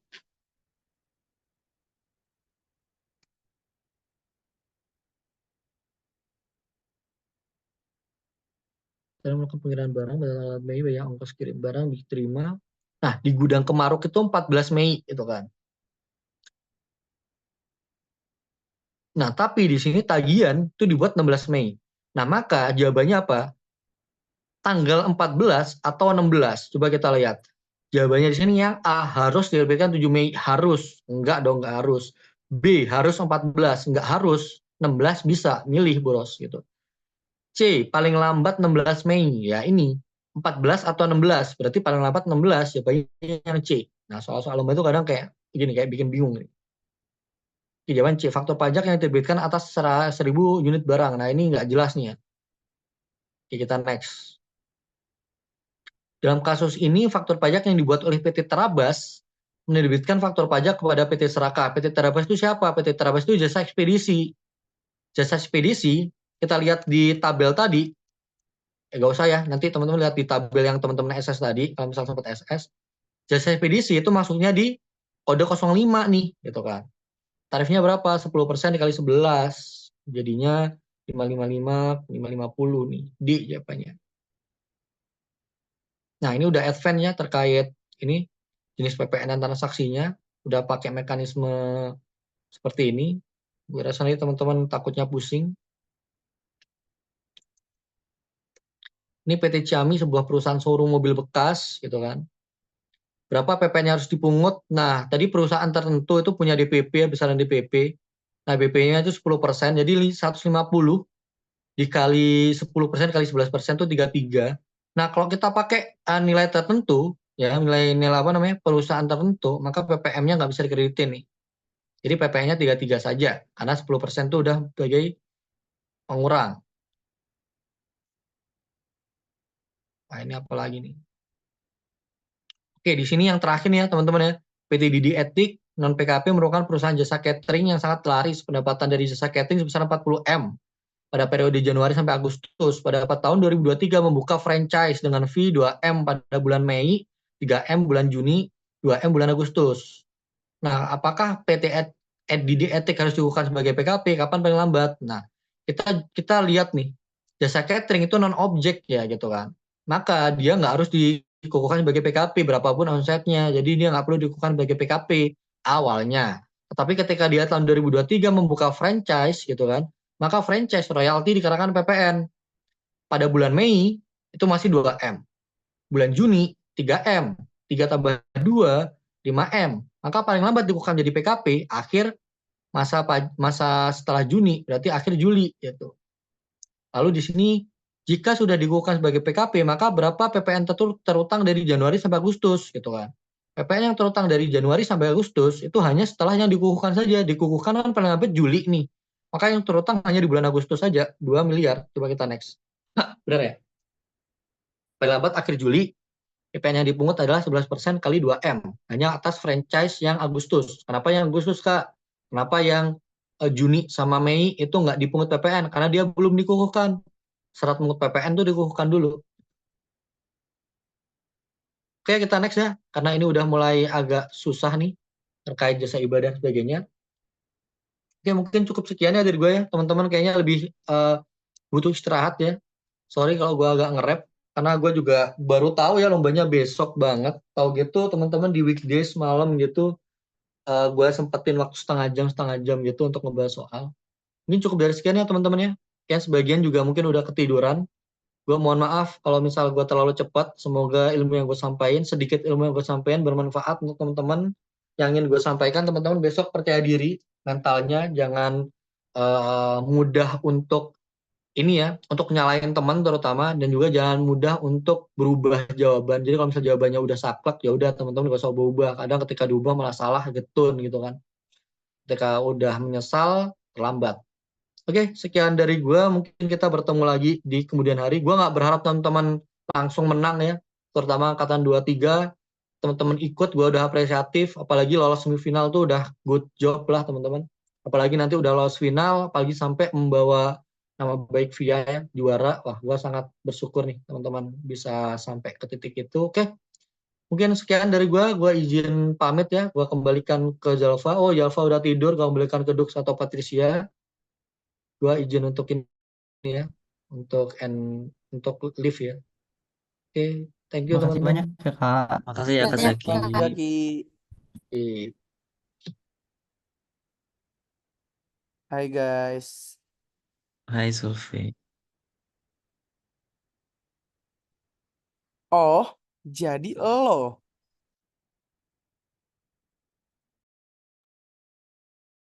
Kok nggak ada yang jawab teman-teman? Kawas sudah tidur nggak sih Kawas?